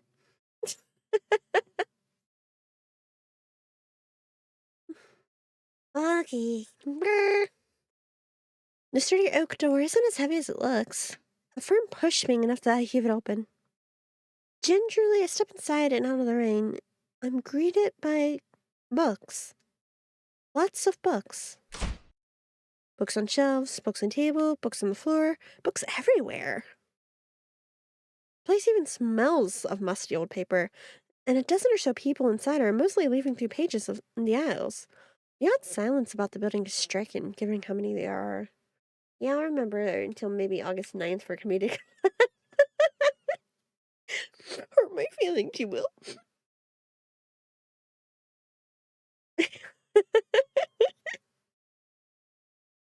Can't forget my birthday, it's against the law. It doesn't look like a shop, so I assume it must be a library. I've heard of them, but I've never been in one. No point, since I can't read at all. Maybe if somebody remembered Ohio birthday, I'd remember. What? You're saying my birthday's being held hostage by Ohio? Wow.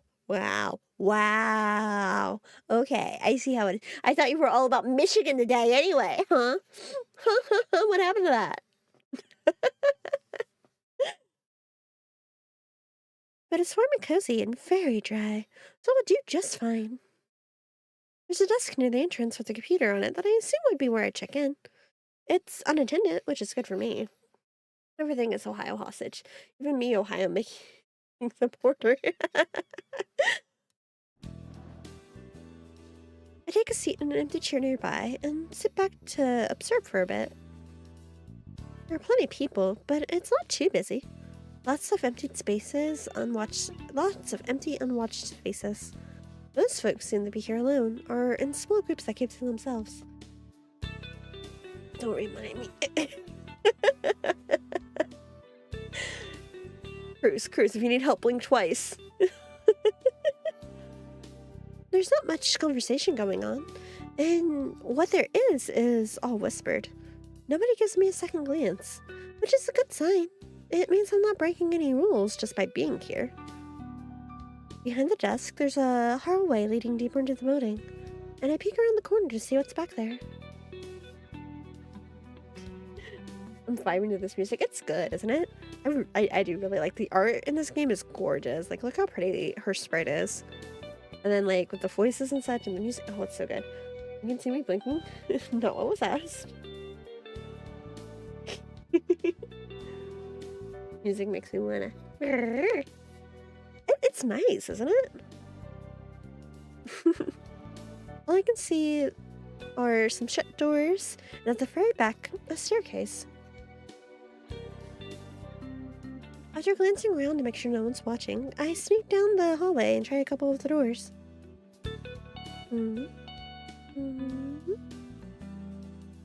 I honestly need to find a cafe to chill in. It is nice when you can find just like a local place. In my hometown, there was one that, because I used to work at one of the fast food places in town, right? And I would walk across town to get there. And it was just a small town, so it didn't take super long or anything. But there was a cafe on the way that I would walk past to and from work. And depending on when I was working, I'd always try to stop because it was about halfway through town. And if it was, especially after work, I'd like to stop and just sit in there for a little while. And I'd always either order a chai or a smoothie. Business idea. I had a membership cafe. That's a big log cabin with coffee at a nice price. Ooh, see, that's nice though.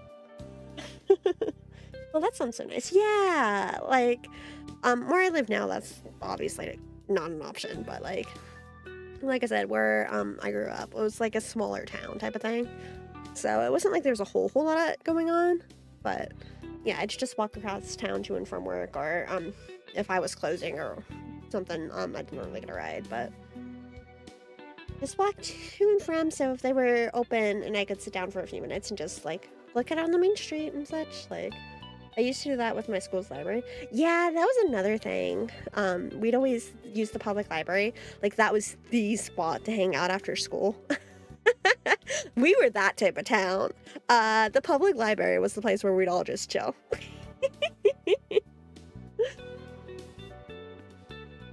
Sadly, in ping pong everywhere else, could barely be one place. Yeah.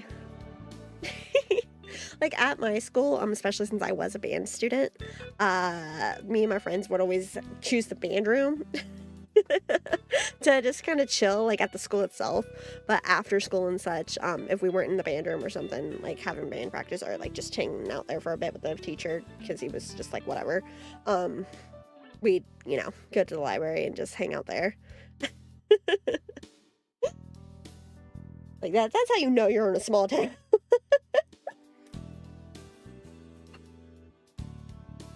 But then yeah, like I said, after it was after I graduated, but I would always stop at that cafe when I could and just sit down with either a chai or a smoothie. And just, you know, look out the window for a bit, read for a bit. It was nice. Oh, what are you playing? Feels like I asked this before. What you play? For band? I did clarinet. I did the B flat clarinet. And then I really, oh God, I should have just taken the alto. I played the alto clarinet and I was in love with that thing. I absolutely adored it. It was old and falling to pieces, and we were doing minor fixes on it every other week. And eventually, it just stopped working. And so they were supposed to send it in to get it fixed, and they never did. And I should have just taken the stupid thing, because, like, it just sat there, locked in a cage. So I missed the alto clarinet. And then I tried bass for, like, a year. I don't have the lung capacity for bass clarinet. Did not stop them from giving it to me, though. Yo. Ooh, nice. I also did alto sax. I should pick up my French horn again. Clarinet is actually a really nice instrument too. Ooh, French horn, right? Oh, see, I could never pick up brass. Like, I tried a few times. I was never good at picking up brass, but, you know, I miss band a little, right? Sometimes there are just little things that make you go, I kind of miss this thing.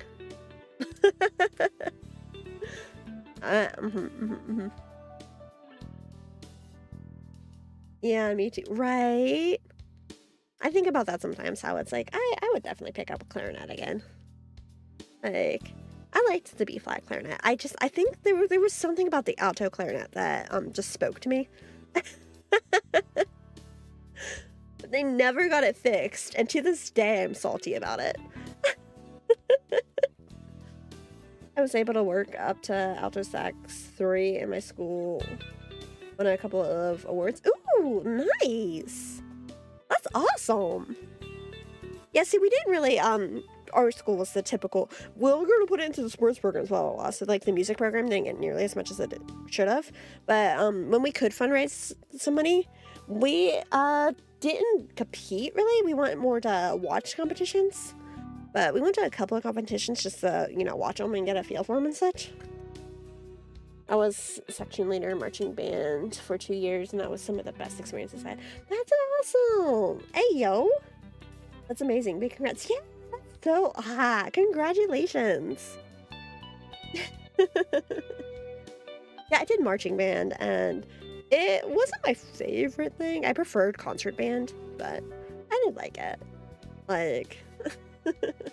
made me exercise, which is something that I miss, because it made me exercise. Ballot. Yeah, I preferred concert band. I was going to do marching, but didn't get my waiver signed. Ah, you guys had to get waivers for it? I don't think we ever had to do waivers, did we? Yeah. It's like I preferred concert band, but so I'd end up doing like after school band for concert seasons when I wasn't able to get it during the week. But then had small falling out with the band director, so I decided to leave. That's fair. That's valid. My band's or my school had a couple of issues with a couple of band directors. A couple of them. That did open the door for engineering classes. Yeah, because now, like, look at you now. Look at you now. It was actually a really unique experience because in my senior year, our director left for a new school. Oh, yay. That's always fun when you switch directors. Still, that's so cool. That's so cool. Like it would still be, you know, a hell of an experience either way, you know?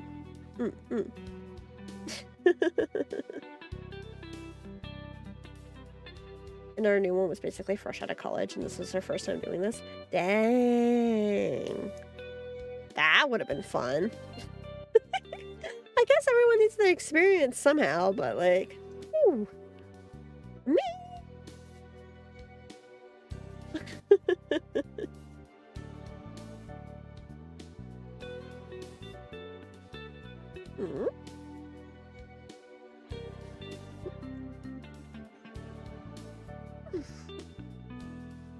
I say that, but it really was. She's a good friend of mine to this day. See, that is cool though, when you're able to like actually befriend the teachers properly and such. Like, not because like you do have to be careful with it, but when you're able to get like a good mentorship and like a proper like companionship going, it is nice. Everyone gonna start someday.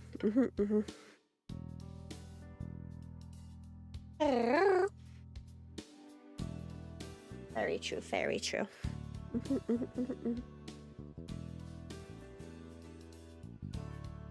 I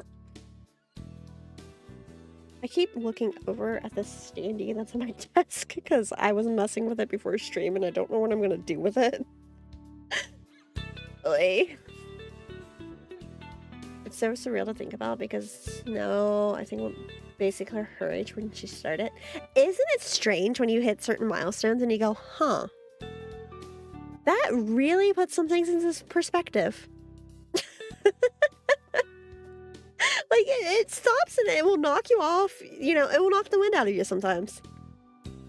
One of my favorite parts about, man, was how a lot of folks underestimated me until finals week, and then I got 198 out of 200 on the band final when the average was 170.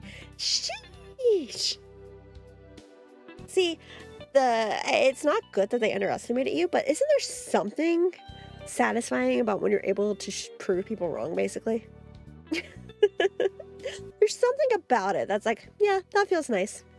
That feels good.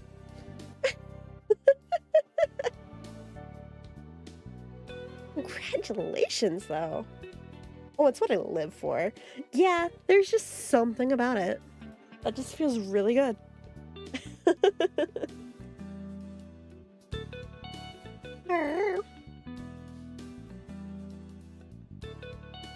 I was never the best when it came to performance assessments. Same. I always did so bad. I'm not gonna lie to you. A good chunk of marching band, I was faking some of the music because I wanted us to memorize it, and I wasn't very good at it. So when he would have us test it, I'd try everything in my power to get out of getting tested. I just gotta fake my way through. One of my main reasons I picked up engineering is because I'd get to look at it. Every one of my projects are done early. Hey, let's go. I think it was the thing I'm most known for was accidentally crushing a tube. Oh, memorizing is nuts along with practicing the march. Yeah, memorizing was where I always like stumbled a lot. I had trouble with it. Crushing a tube. I've got questions, but I feel like that's more of a Discord question than a streaming question. But I've got questions. that does remind me of what was it? We were I get it. It does remind me of one thing. What was it? It was after school practice, and we were practicing for graduation for, like, I want to say was I a junior, maybe? I was either a sophomore or junior. And we were practicing to play at graduation. And I distinctly remember it was the Indiana Jones theme song we were playing. We were practicing. It was only a small group of us that had stayed behind to get some practice in, because we were in concert band. So we were practicing after school. And my one friend had come in, and she's a choir kid, so they shared the room. So she had come in and was sitting at the piano bench, and during one of the breaks was like, that sounds a lot like Indiana Jones. And we just kind of looked at her, and we looked at each other, and then we all started laughing. It's like, yeah, I wonder why. And then, a few minutes goes by, the break ends, we start practicing again, and next thing you know, there's just this loud crack and a crash, and it's like, what the fuck? And we all whoop around, and she is sprawled out on the ground because the on the piano bench decided to snap. And it's like, are you good? You good? And it's like, oh, what? What? She was fine. But it was just like, what the fuck?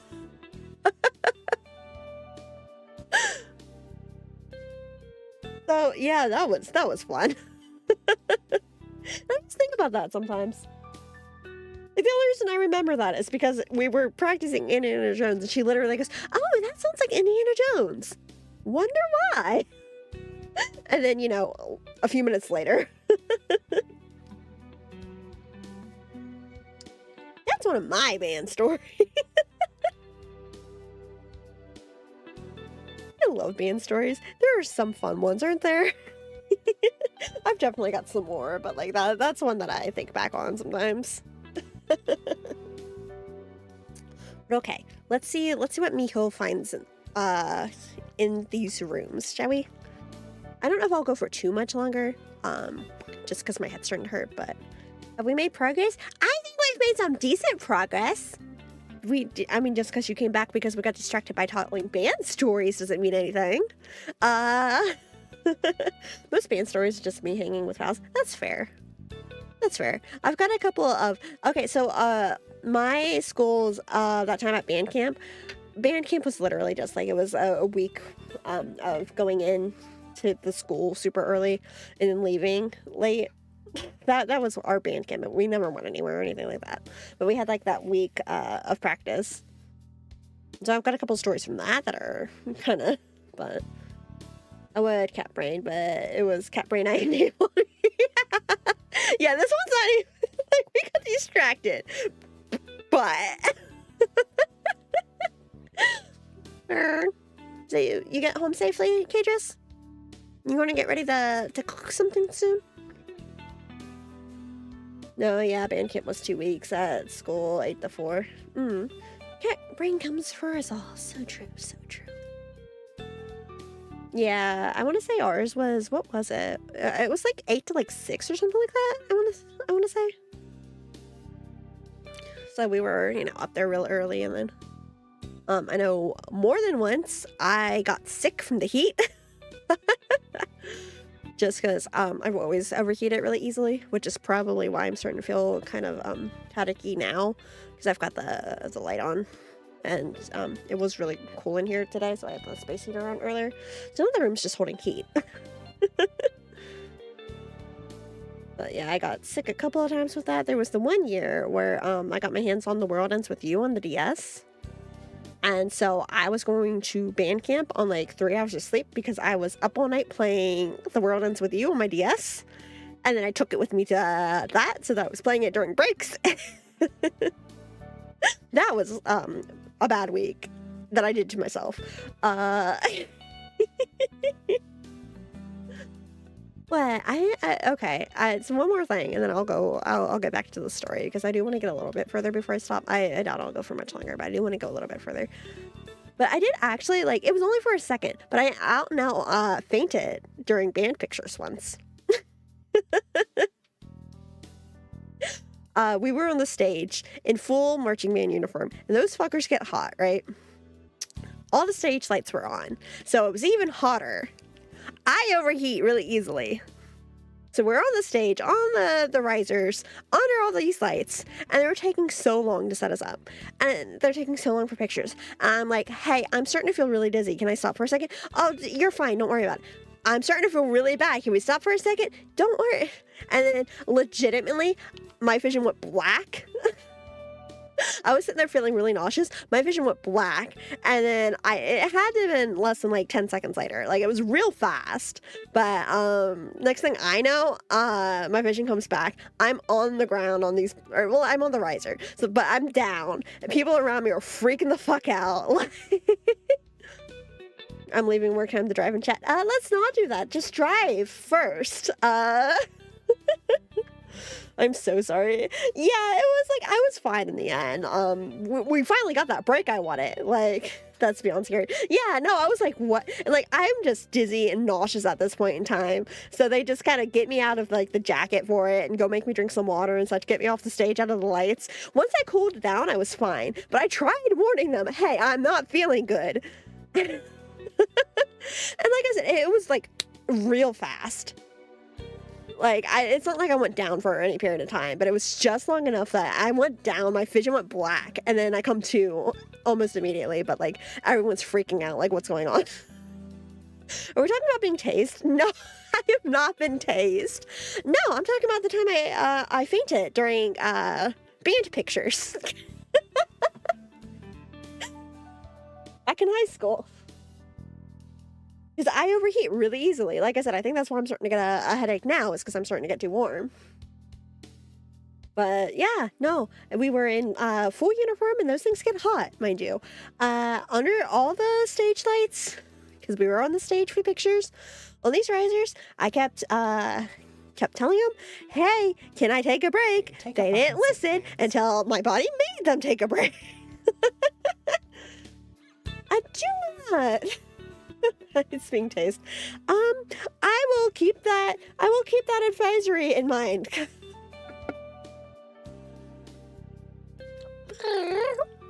Okay, did you hear the mix it up sound? I didn't hear that go off. Did that go off for you guys?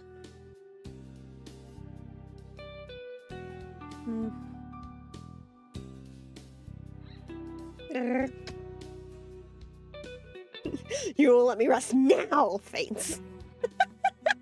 Yeah. Like I said, once I went down, I was like, okay, yeah, no, we're taking a break. Once I cooled down, I was fine, but it was like, hey, I tried to warn you. I don't think I heard the hydrate sound. Yeah, that's why I was like, wait, I didn't hear that go off. Did you guys hear that go off? Because I know sometimes I don't hear it go off, but it goes off anyway. Which is why I was asking.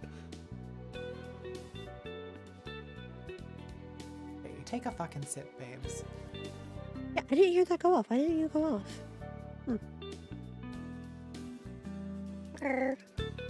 No, but I heard the beat go off.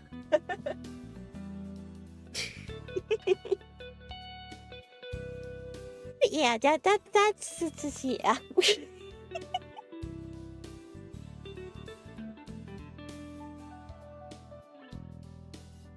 Okay, let's get a little bit further. Let's get a bit further in the story, because I want to know what she found behind the doors. I want to know what's going on with the bat. She was like, yeah, people don't remember me. Apparently the bats do, so...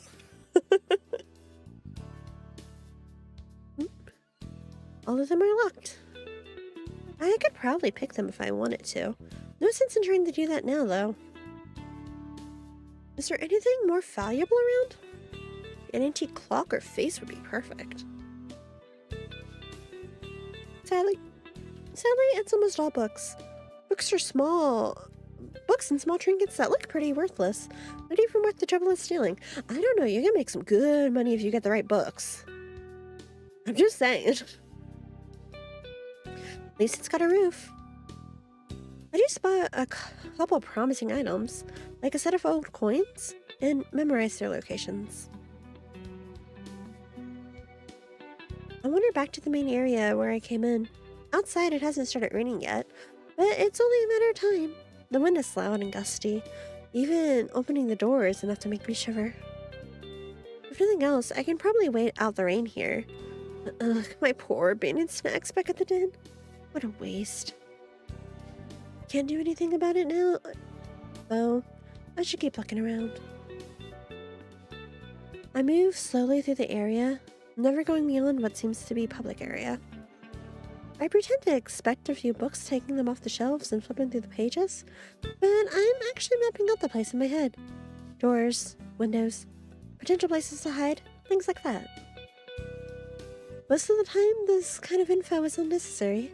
It's been at least a few decades since I've made a dramatic escape from anywhere. At this point, plotting an escape route is just habit. Overall, I like what I'm seeing. Even with the locked doors and off-limits hallways, there are a lot of nooks and crannies that would make good hiding spots, especially as a fox. From the thick dust that coats a lot of these areas, I can tell they don't get a lot of visitors. If I'm careful, I might be able to go a whole week or more without being noticed. As long as I can get in and out of the building easily, that is. And with the huge windows that line the back wall, that seems easy enough to do. I weave around a couple of shelves that are taller than me, headed for the far back corner. I peer around the corner of the last aisle just to make sure I'm alone. What did advice become of bones? Look, we don't question these things, Kadris. We do not question these things. Drop think Felix in Discord. Discord, whatever should we do?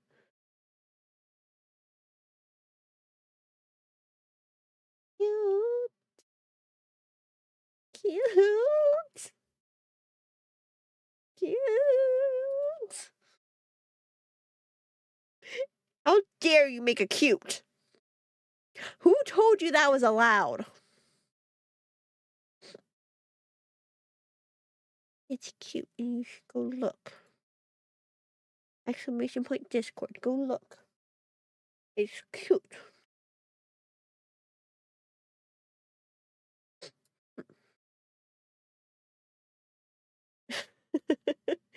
It's cute.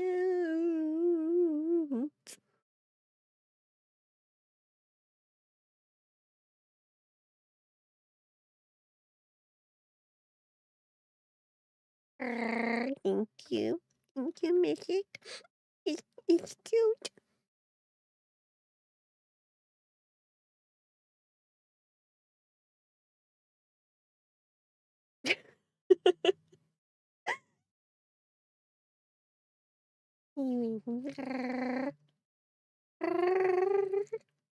Hey you guys, just in case you forgot, if you click on Mythic's name, you can go check out Mythic, and Mythic does art, and you should go check out Mythic's art, and yeah, that's a thing you can do. I'm just saying, there's a feed gen if you go looking. I'm just saying that's an option. Anyway,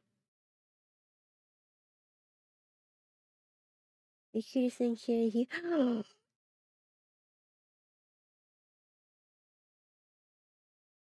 I'm cute.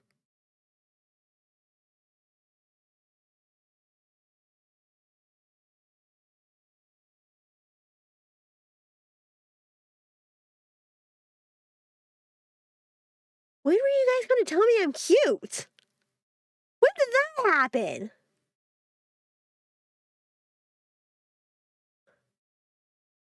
He was. Oh, okay. It's true. You know, it'd be a really funny prank if you exclamation point Maru and then you go and leave a tip on her Ko-fi. I think it'd be a really funny prank, you know? Tuesday. I screenshot it that night.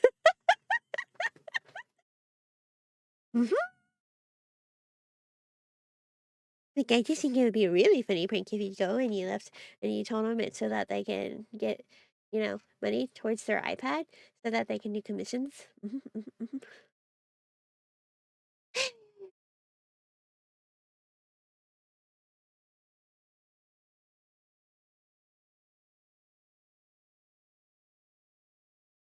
Now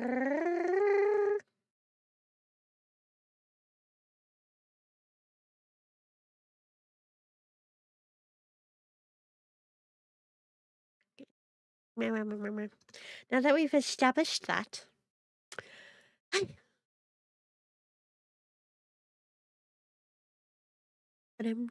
I weave around a couple of shelves that are taller than I am, headed for a far back corner. I peer around the corner of the last aisle just to make sure I'm alone, but I'm not. Ooh, hello? Hello? Hello? At the small table by the window sits a woman with a small book in her hand, resting against her fingers. She's pretty. Pretty! Oh, pretty. She's perfectly still, but mouths the words on the page as she reads them, like she's tasting them instead of just seeing them. Her expression has a distant look of someone way off in their own world, far away from this one. She looks so at peace that I think she must belong to that other world. She's beautiful and elegant in the same way as a painting, with the light from the window shining on her like a display. I duck back behind the bookshelf, pressing one hand to my racing heart. My other bumps one of the books on the shelf, and it falls with a dusty thump. So Miho likes pretty girls. Is what we get. She likes the really pretty ones. The cute barista's not to her taste, but the cute girl with the book. We need to make note of that. Cursing my clumsiness, I silently back away in case she decides to investigate. But she doesn't leave the chair. I suppose it's nothing. Ooh, hello? I'm sorry, was that an accent? Hello? She turns and gazes out the open window. At what? I don't know. A minute later, she returns to her book and leaves this world again. I stay hidden, my face still burning a little. Yes, I think this will be the perfect place to spend some time. Oh my god!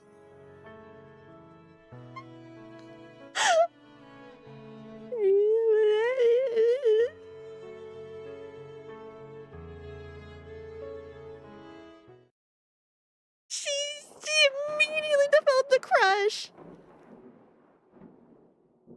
Suddenly, there's a much louder boom than the one I caused as thunder rumbles outside. A few people around the library startle at the sound and look around. Sighing, the girl in the chair pulls the window beside her closed, the first drops of rain falling not a minute later.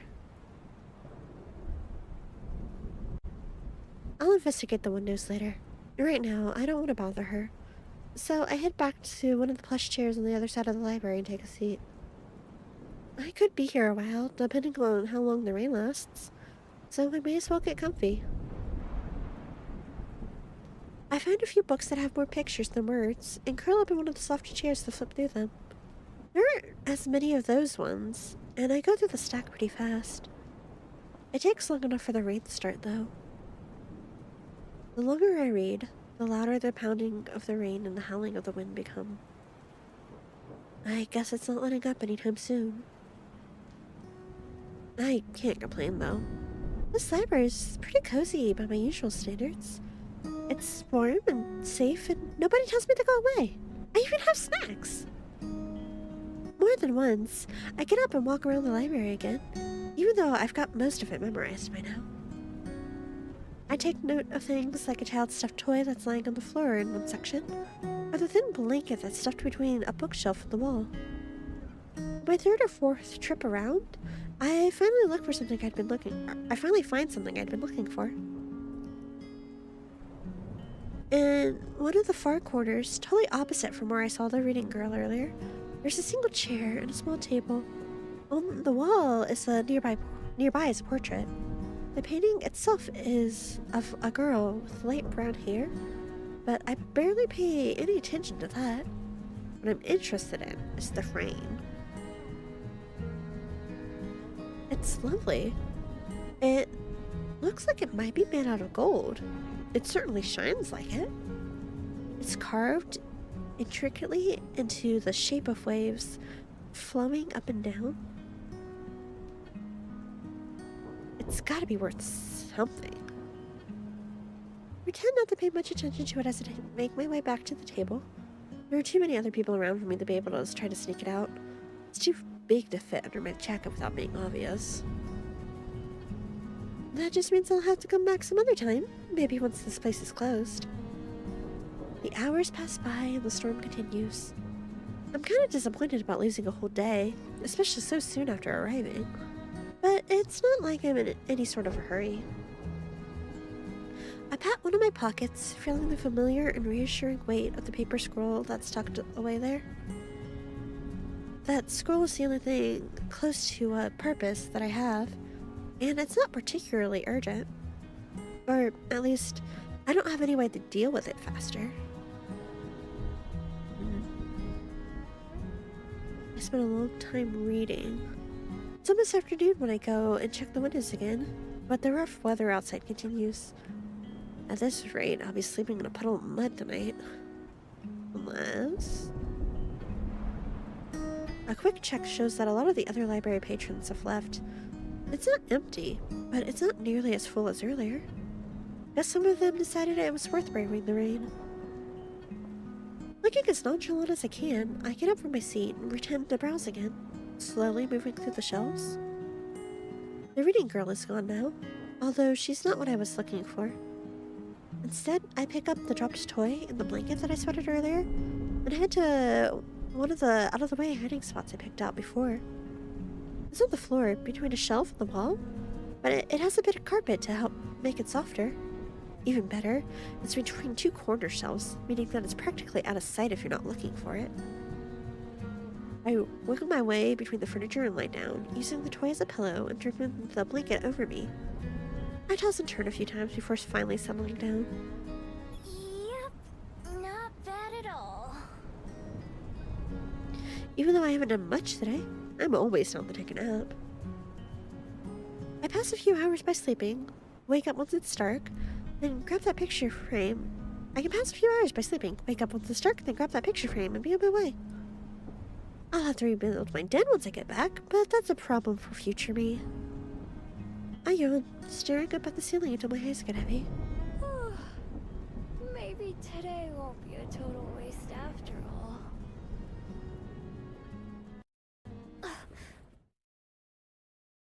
Sound of cloth rustling wakes me from a dreamless sleep.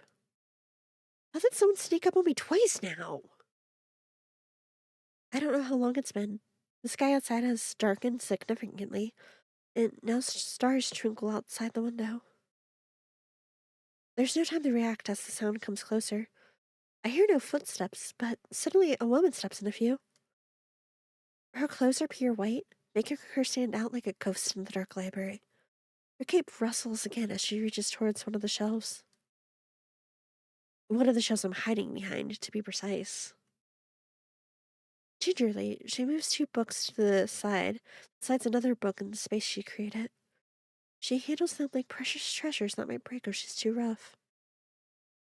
I stay perfectly still, afraid to even breathe in case she notices me. My heart beats wildly as she slowly and deliberately looks over the shelf, examining their titles before taking a book from the second lowest row. Through the gap she creates in the shelf, our eyes meet in the darkness. Oh no. I tense up as she steps around the shelving between us to get a better look at me, preparing myself to leap away if the need arises. The carefully memorized layout of the library flashes through my mind as I frantically plot the best way to flee. Even as I prepare my escape, I can see her taking in everything about me. The stolen blanket, the makeshift pillow, my generally disheveled appearance. She opens her mouth, and I brace myself for the verbal attack that's sure to come. Hello there. May I ask why you're sleeping on the floor? Well, you see... It doesn't matter what I say, just distract her enough to get away. I don't have anywhere else to sleep. I thought so. She leans down and offers me a hand. I look at her. Look at that smile, though. Are you really... Is your gay little heart going to let you say no to that smile? I saw how you were responding to that, the blonde girl earlier. You can't tell me that. I don't take it, but I slowly stand, letting the blanket fall to my feet and trying to suddenly get in position to run. Well, I have an extra room on the second floor that you're welcome to borrow, if you'd prefer that. Mine won't, right? Sometimes, the joys of being, I tend to use buy, pan, pan fits. There's a ton of terms you can use, right? I tend to use buy just because it's the easiest, right? But the thing about not being straight is sometimes you look at a cute girl and you go, oh, so I'm not straight.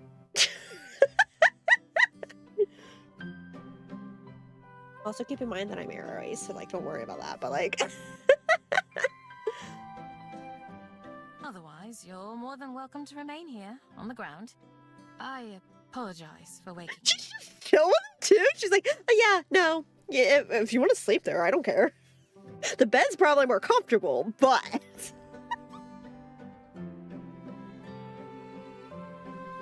With a smile, the oddly calm woman steps away and busies herself organizing another row of books. She probably expects me to let my guard down and take her offer. I'm just a stranger, somebody who broke into her library. There's no reason for her to treat me kindly. My years of experience, there's plenty of those, tell me it's a trap. Oh, honey, mijo. Thanks, but no thanks. I'll just be going, actually. Sorry to bother you like this. Oh. I hurry past her, shoulders tense as I expect her to grab me or try to stop me. She doesn't, though. The one time I glance back, she's watching me with a strange expression that I don't recognize.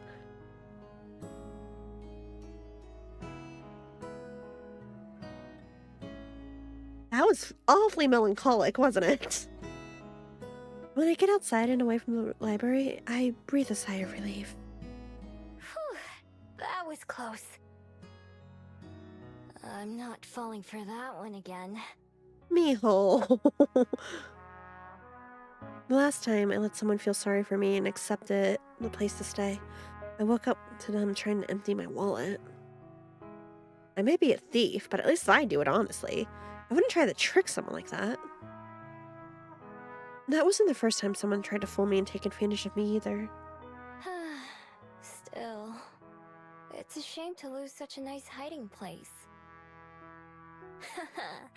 Maybe I'll give it a couple days for that woman to forget about me, and then try again. If she wasn't lying about there being an empty room on the second floor, then maybe I could sneak into there. I love the acoustic OST though. The music is so... I really enjoy what they've done for this game. I lucked out with this one on Keymailer. No, tonight though, I'm on my own. Shivering, I wrap my coat and tail tightly around myself as I think about what to do next. The rain has stopped, although it's still cold and cloudy. My stomach rumbles, since I haven't eaten anything other than snacks all day. Ugh. I might as well get it over with and go check on the status of my den. Well, it could be worse. It's not as bad as I expected, which is a pleasant surprise. What's a little mine? It'll be just fine. I swapped my fox form to prod around. The entrance has caved in a little, but after I scoop that out, I find that the rest of the tunnels in the main room are relatively intact. Cold as hell, but intact. Seems the trees protected the den from a lot of the rain. It takes me a while to find the spot where I buried my stash, since the stick I used to mark the spot got washed away. Eventually, I locate it, though, and start digging. The cold mud makes my paws sturdy and sore, and a little flecks cover my fur. After I finally reach the soggy plastic bags, I shake myself clean before opening them as human. Some water seeped through, and I open the spoiled items before tossing them away. I'm not too picky, but I have plenty of other snacks to choose from. Eat up, birdies.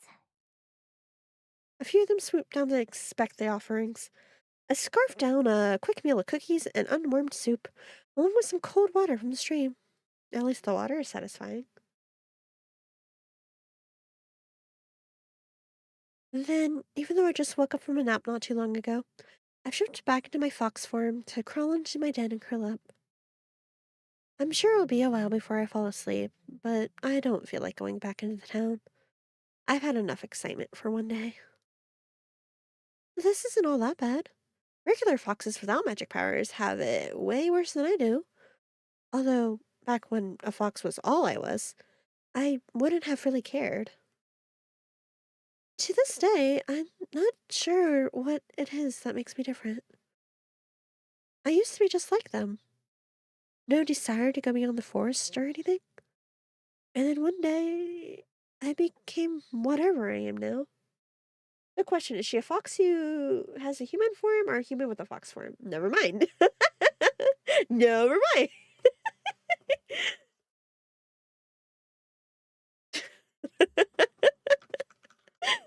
Perfect timing. All I had was my necklace, a small scroll that I can't read, and the memory of the person who had given it to me. They were so kind to me, that stranger in the forest. They wished me well, even though I was just an ordinary fox. Somehow, that didn't seem to matter to them. Never even knew their name, just their face and their voice. But I know that I'll recognize them when I see them again. It's just a matter of finding them. So, since then, I've been looking and surviving. Looking for them is what keeps me going. It's enough to live for. If I wasn't, I don't know what else I'd be doing. I guess I'd just be surviving, but if that was the only thing, I think I'd rather have just stayed a fox.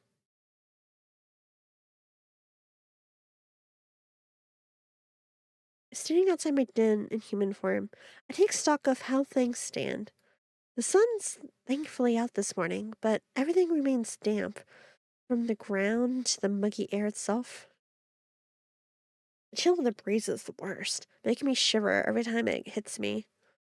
The Bell House was pleasant when I visited a couple of days ago, so I decided to head down towards the main street and get a coffee there while working out my next moves. Coming to the door of the cafe, I pause and wipe my feet on the mat outside.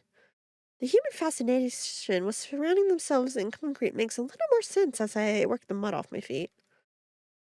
With that, I finally head inside, only to stop in my tracks as the door shuts behind me. Sitting behind the counter is the same girl I saw reading the library yesterday, talking with a customer as she takes their order. That gentle aura about her is unmistakable. She's got such a crush! Oh, it was love at first sight. Oh my goodness. The person in front of me finishes their order, and I step out to the counter. Good morning. Welcome to the Bell House. That is an accent. What can I make for you today?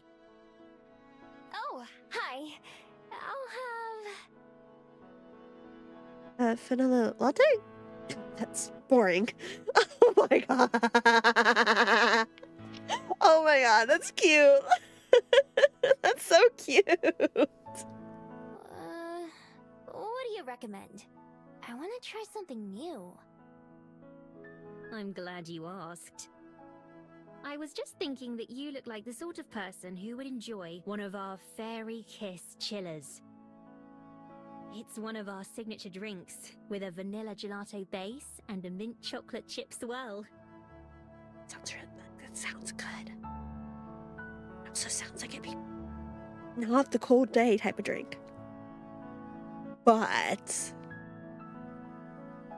man, I want to find a local cafe. I want a cute cafe I can go to and get cool drinks and like, ugh.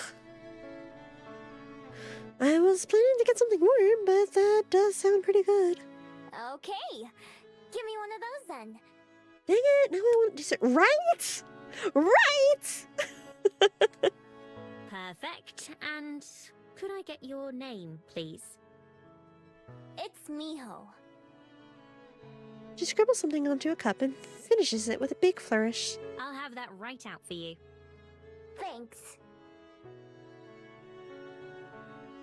I pay and then go take the same seat as before, next to one of the windows. It's pretty empty in here again, so I can sit wherever I want.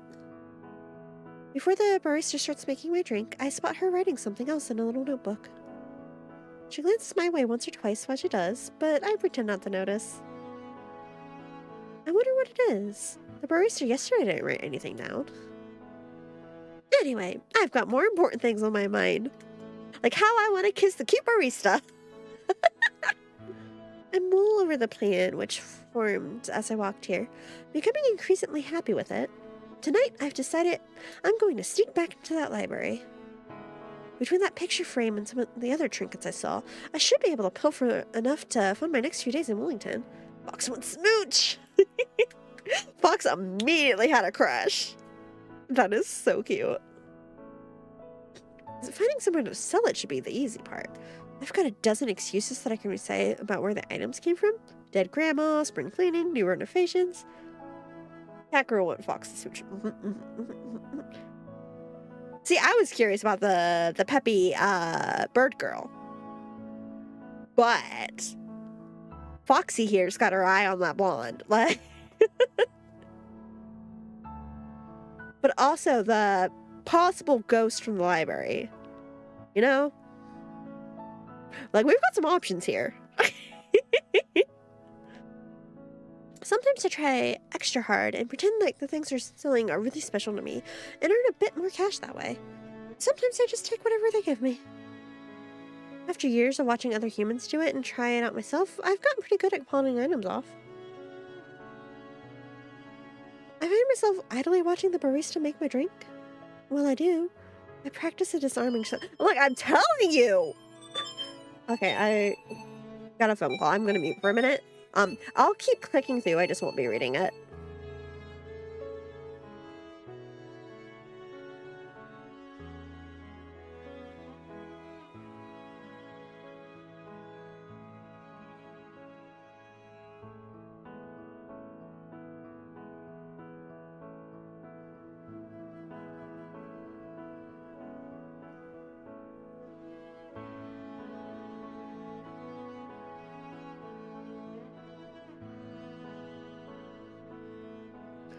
Short phone call. Okay, look at this and tell me I'm wrong. She looks up and her eyes meet. I don't look away, and she turns pink before ducking away behind a machine. Out of sight. Am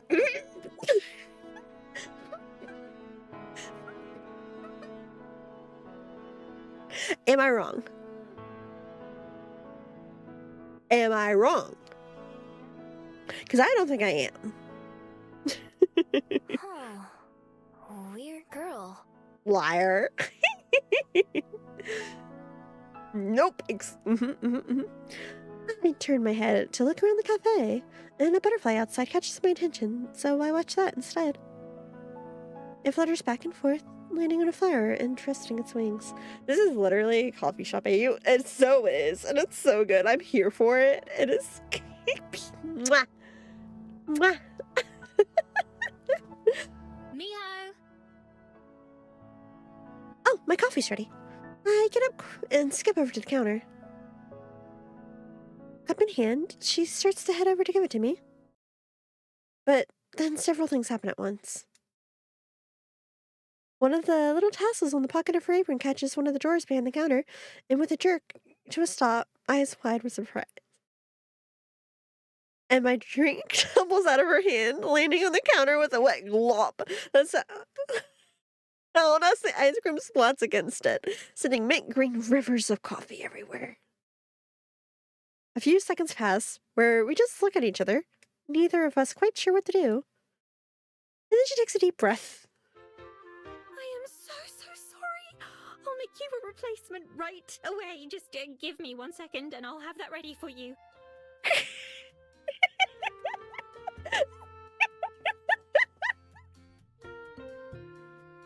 Her words spill out faster than the beverage she's making. Her words spill out faster than the beverage, making it hard to even understand what she's saying. She's adorable. Yeah, that's.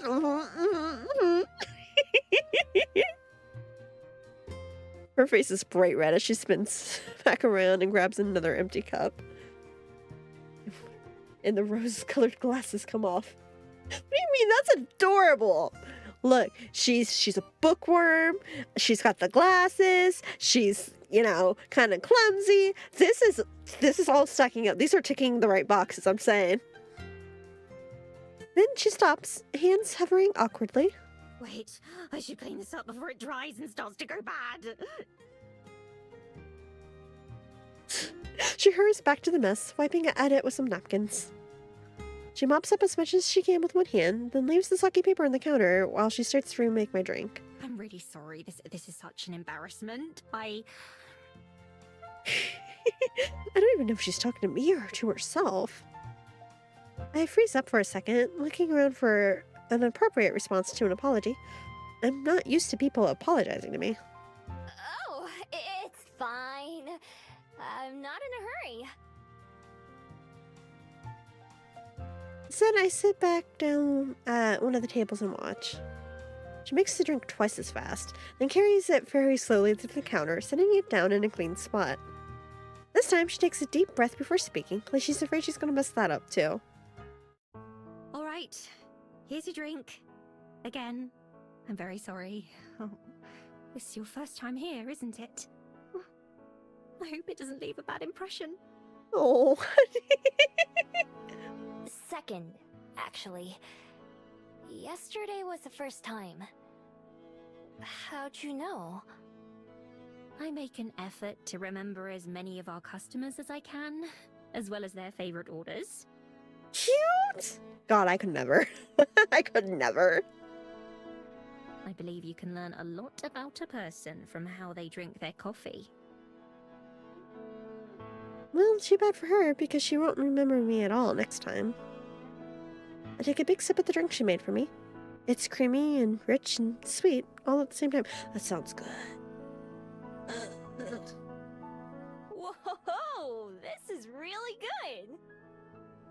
It's kind of like a milkshake, but not. But it's not like coffee either. Yes, exactly. I'm very glad that you like it. It's one of my favorite beverages that we serve. In fact, the recipe was my idea. Cute. Cute. Is she flirting? Is this flirting? She's flirting, right? Right? Whoa! They should put you in charge of all the recipes. She's flirting, right? She smiles again. It seems like she's gotten over the crisis of the spilled drink already. Thank you. I'll make you another one of my favorites next time, if you'd like. You're asking... She's flirting, right? Hello? Beho, darling. She's not allowed to forget you. I'm sorry, I don't know what magic bullshit you've got going on, but you need to fix it right the fuck now. This is, like, no, this is too cute. Like, that is one of the cutest meet cutes. Like, no. No. Miho, no. Totally. At least I'll know what to order next time, even though I've been forgotten. I'm already thinking this place is my go-to coffee shop, especially since it's in a convenient area. Tasty drinks and cute baristas? I don't even have a reason to go in. I don't have a reason to go anywhere else. Ah! A knocking sound from the employee area gets both our attention. Hey, Aspen, can you start another batch of croissants? Oh, sure. I'll be right there. Her name's Aspen. Oh my god. This is so cute. What the fuck? She calls back over her shoulder, then looks back at me briefly. Have a nice day, Miho. You too. Oh, that's so cute. I'm gonna cry. With a wave, she gathers the trash from the cleanup and throws that away before disappearing into the back. So her name is Aspen. That's a pretty name. I'll have to try and remember that. Getting up from my seat, I decide to head back outside for some fresh air. Sipping my fairy kiss chiller as I go, I head out the door and onto the increasingly busy main street. I already know my plans for the night, but I've still got some time to kill before then. What should I do? Oh, wait, I get to choose now?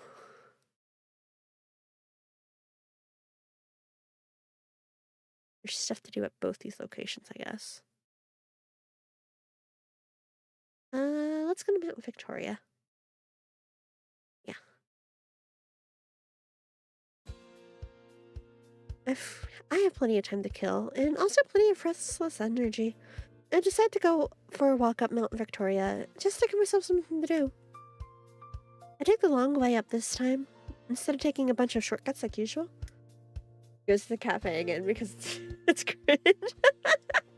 What do you mean? Somebody doesn't like coffee shop AUs, I see.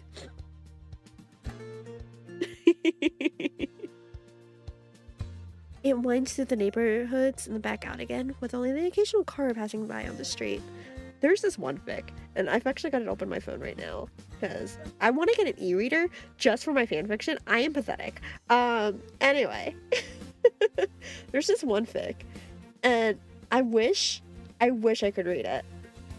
I cannot read this because of how it's formatted, but I wish I could read it and post it on YouTube, because it is so good.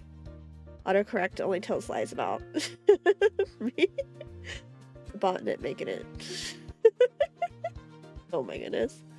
Yeah, there's this one, and it's, okay, like, it's long. Like, it's long. Like, that 3-hour reading that I did, nothing compared to this. Because it is 74,499 words long. It is a long fic. And unless I figured out how to read with the way it's formatted, which could be a lot of fun, mind you, but it's a coffee shop AU. But also, it has a lot of canon elements. Because he's literally like a transposed soul, basically. So good. I love it so much. Ah. But yeah, no, the way it's formatted is so cool. But like, or I mean, it's nothing super fancy, but like you can tell that it's meant to be like the like glitchy type of stuff in some spots. But like there's, you know, the crossed out stuff, as he remembers his previous world type of thing. And there's a lot of like italicized things to represent. And then there's some of it that have the you know, the where some authors do like the they add the effect to make it look kind of like yeah, I guess glitchy is the word that I'd want.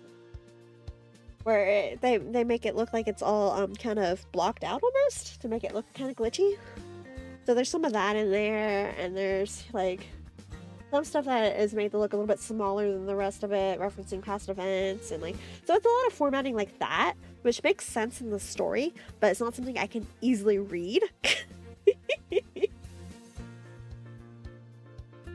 Which sucks, because I want to read this one so bad, but there's just no way for me to do it. Or at least not a way that doesn't require me sitting there experimenting quite a bit.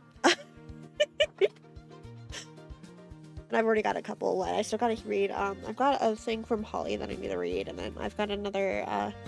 Arts Logos gave me permission to read something, and then Moe Puff gave me permission to read something else. I've already got a couple of things I need to read, but like, God, I wish I could read this one. It's so good. Anyway, read your coffee shop AUs. They're great.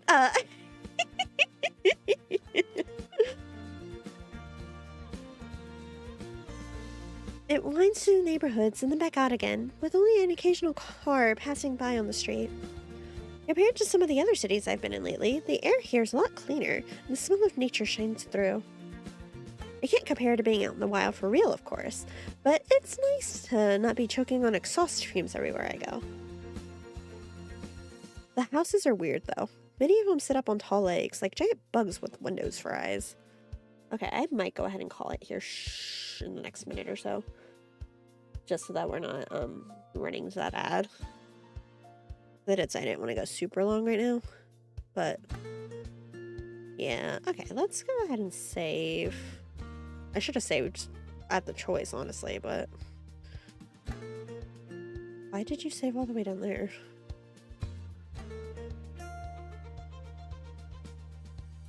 Okay. We're still on chapter 1. 3 hours in, and we're still on chapter 1. Because I get distracted easily. It's fine. We're not gonna worry about that right now. I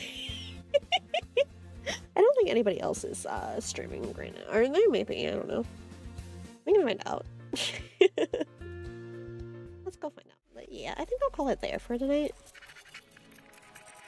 Just cause that headache I mentioned earlier is still like, hey, like kind of poking at me. So, let's see, what do we have? Have a good night. Yeah, thanks for hanging out for a bit. I was having a good time. Thank you guys. 3 more hours and you can raid Q. Oh yeah, should we go for another 3 hours and raid Q? Gotta talk about her honeymoon after all. Thanks for the stream. Thanks for hanging out for a bit. I'm glad you guys had a good time. Yeah. Oh, Faye's doing Elden Ring. You wanna go say hi to Faye? Yeah, go say hi to Faye. Thanks for hanging out for a bit. I was having fun. I really enjoy this game. It's really cute. It's really cute. Miho is adorable. Miho is gay, and I am here for it. And I'll talk to you guys in a bit, yeah? Bye-bye! Make sure you visit Q later, too. Just so we can laugh at her. Wait till I get home and quit. I see how it is. Aren't you want to go cook? Go have some summer. Go eat something. Go foodstuffs. Look, make you a deal. I can cancel the raid if y'all want to go donate them right now, and I'll stream for a little bit longer.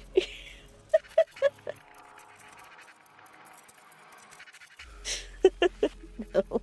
You guys take care. You will see me again soon. It was a good time. It was good to hang out with you guys. I'll see you again soon, yeah? Yeah.